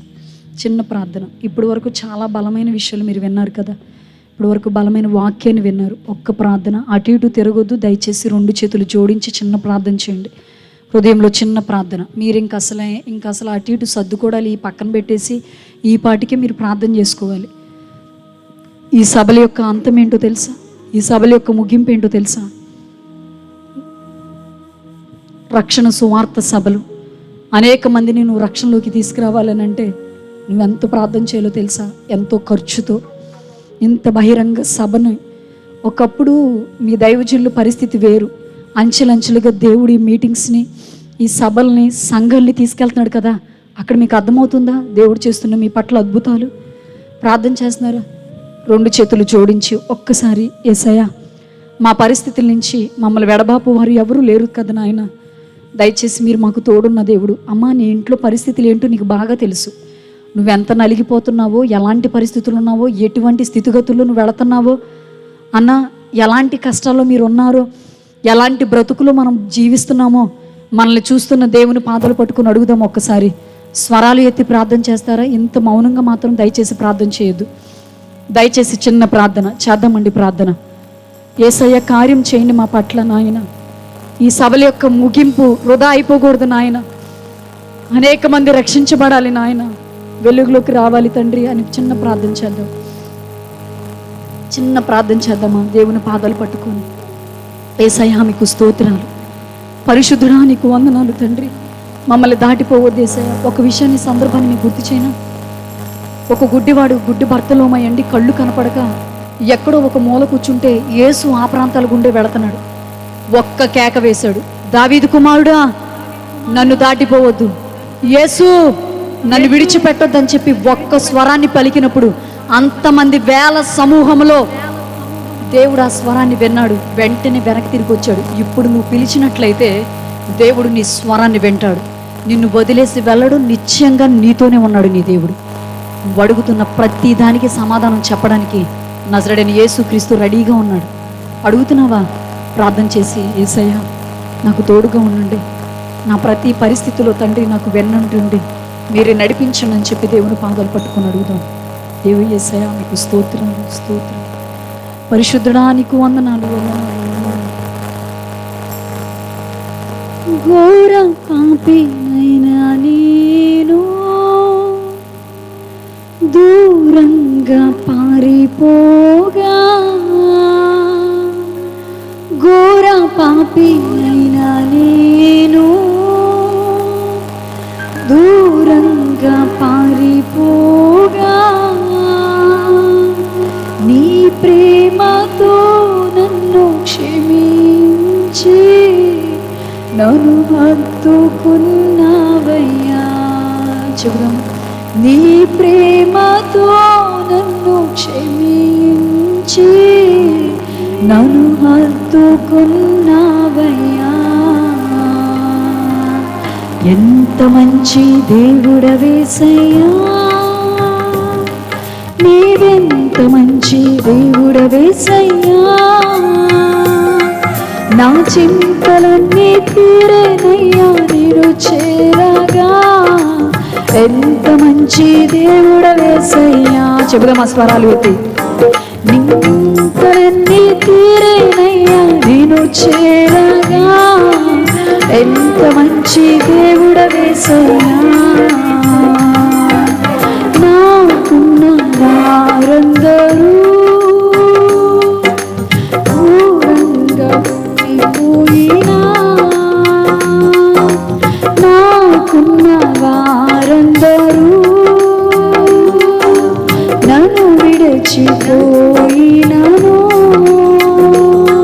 నన్నెన్నెన్నో ఇబ్బందులకు గురి చేసినా నీవు నన్ను విడువలేదయ్యా. చెబుదాం ఈ మాట.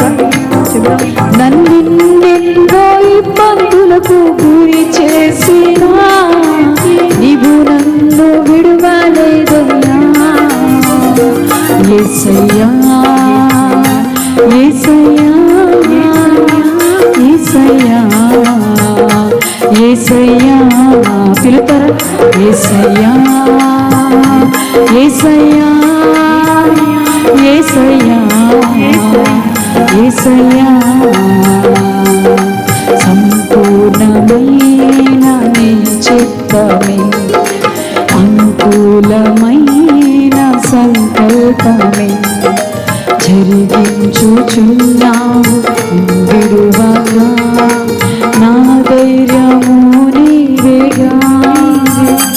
యేసయ్యా, యేసయ్యా, యేసయ్యా, యేసయ్యా, యేసయ్యా. చెప్దామా? పిలుతురా ఒక్క స్వరం అండి. యేసయ్య అని పిలిస్తే చాలు.